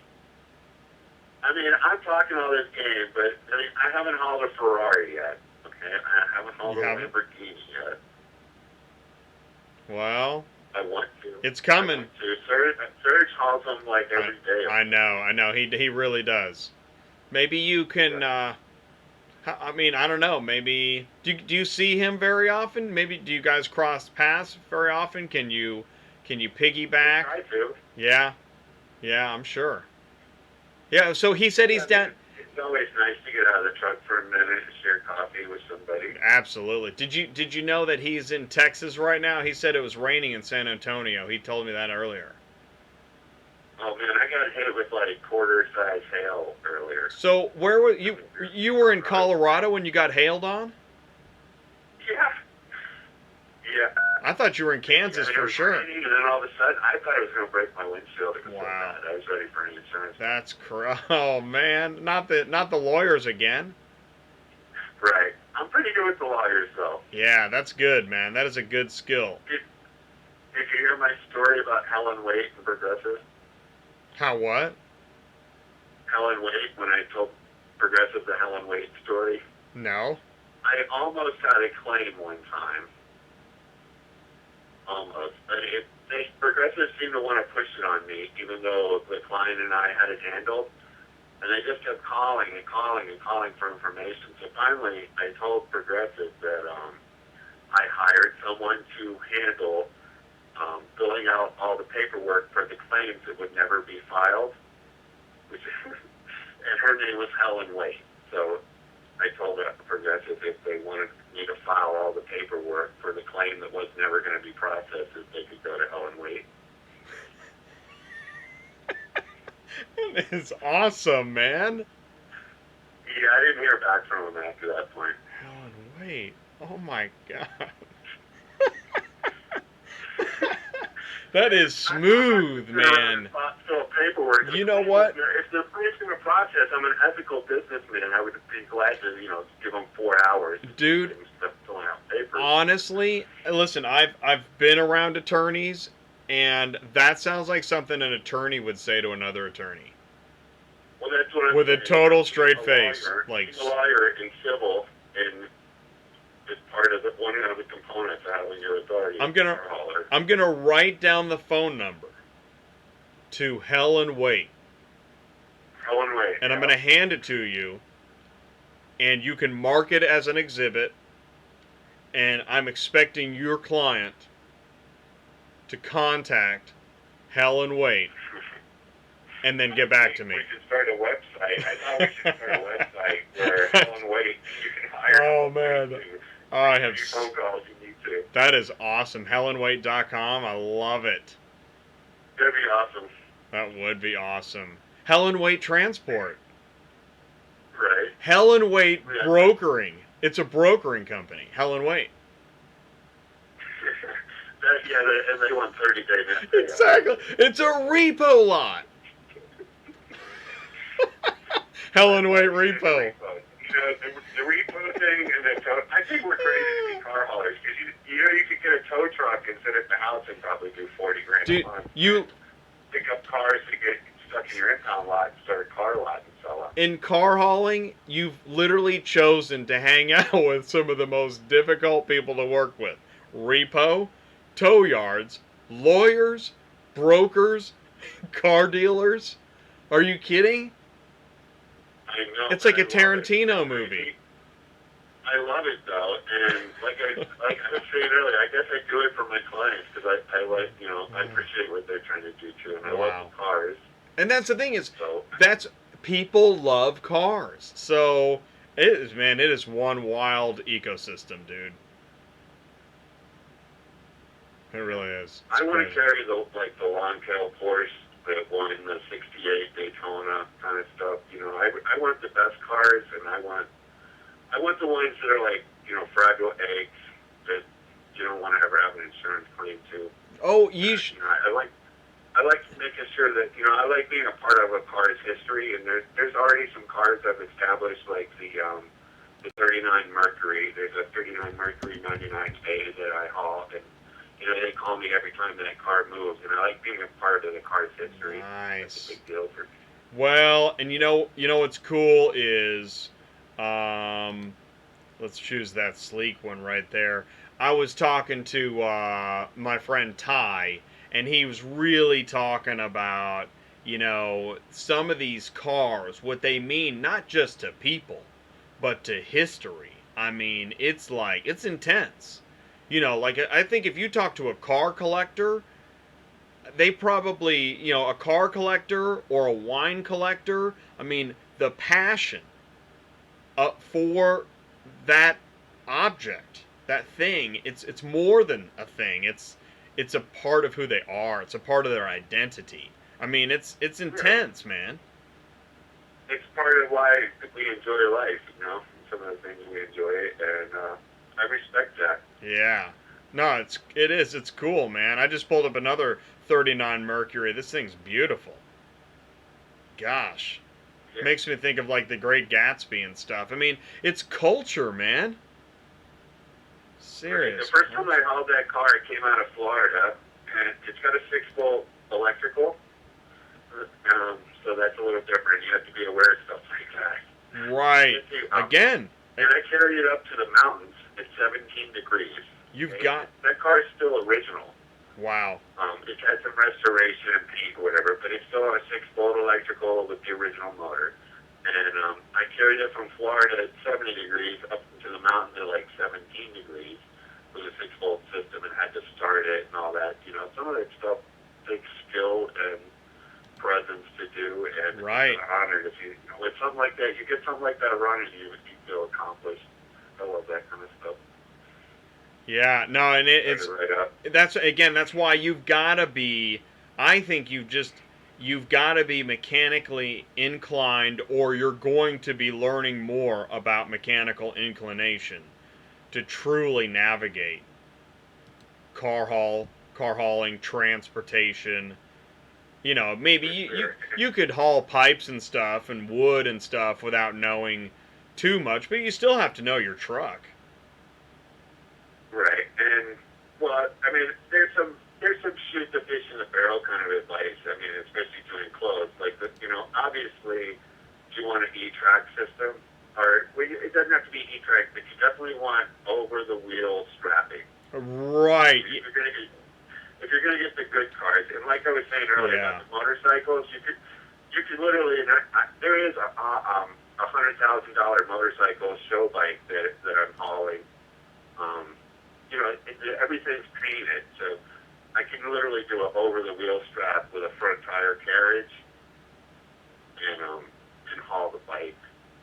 But you definitely want to go over the tires. And I know these guys like to go through the rims a lot starting out, but that's one of the first questions you're going to get asked when you go to pick up a car someone cares about. And they're going to they're going to make sure that you take care of their vehicle, and they want to see it over the tire. So definitely do that. Yeah, for sure. No, you do hear about that a lot. So, well, listen, Paul, I'm now at the 3-hour mark. I think this is probably the longest show I've ever done, but it was so much fun talking about, It was great. I hope I didn't bore you to death with all that. Not me. And we have 19 people. I don't know how, but people are still, I don't know if they're sleeping or what, but people are still watching the show. The thing is that this is a really interesting ecosystem, and tonight's interviews have gotten in depth and interesting, so I'm not surprised. You haven't bored me at all, and I really appreciate you coming on the show. All right, well, how about this? How about we barbecue for lunch tomorrow? I don't know how busy you are. Yeah, I could do that. Let's do it. All right, because I'm going to be in Hayes, Kansas here in a few hours. I'm going to get on the road. And I'll see you tomorrow. Hopefully, I'll give you a call. All right, contact me. Let me thank everybody that's still watching and everybody that watches your show. I think you got a great show and great fans, and I appreciate them hanging out. Man, I appreciate it. I really do, too. I appreciate everybody that tunes in and sticks around. So, thank you so much for joining us tonight. And I'll talk to you tomorrow. All right, I'm out of here. Talk to you later. All right, take care. Bye. Thanks, bye. Wow. I think this is the longest show I've ever done. So we're over 3 hours right now. It's crazy. But I appreciate everybody tuning in, the questions. I actually think that I was hoping to live up to, I made the cover slide for this episode, and calling it Hotshot Car Hauling 101, and I was hoping that it would be, I was hoping it would be that. And it seems like it has been. So, we've talked to Paul Broast, who trains hotshot car haulers. He'll actually work with you hands-on and train you. Then we also talked to Hotshot Dave, mentoring Jacob, who's considering getting into the business. He has a trailer, and looking at seeing if he can make it happen either part-time, go full-time, sell the trailer, get a different trailer. And then we also talked to Paul Roberts, who has a 2-car enclosed trailer, and seems pretty happy with that rig, and he worked his way up from just a single car tow dolly with a pickup truck. So there is so much interest in getting into auto transport. There's so much to know. I don't have to go back through the list, and ultimately it's not all about you, it's all about the car. So thank you guys so much for joining me again tonight, and I really appreciate it. I love doing this show. I try to prepare as much as I can. I'm also a human being, so I never know, exactly what's going to happen, or how I'm going to feel, or what you're going to do. And the one and only is still up, so that's cool. Juice Crew, great show, man, awesome. Thank you very much. And I agree. Camaraderie is a big part of this show.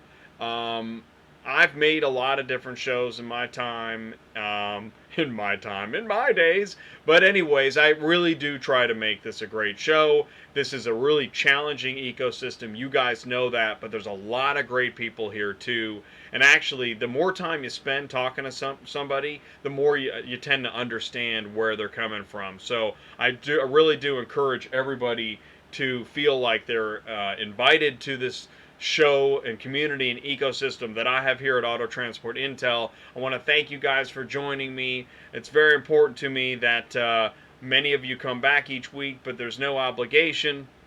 There's no membership cards. I still don't even have proper merchandising, but I hope to get to that. And so I thank all my guests. I thank all my fans. Please give a like. Please feel free to share. Please comment below. Or if you know of somebody that this could help, please refer them to Auto Transport Intel. I'm going to fire up the car hauler. I'll see you guys next Tuesday night, 8 o'clock Central Standard Time. And you guys take care. Thank you so much for joining me, and have a good evening. You take care.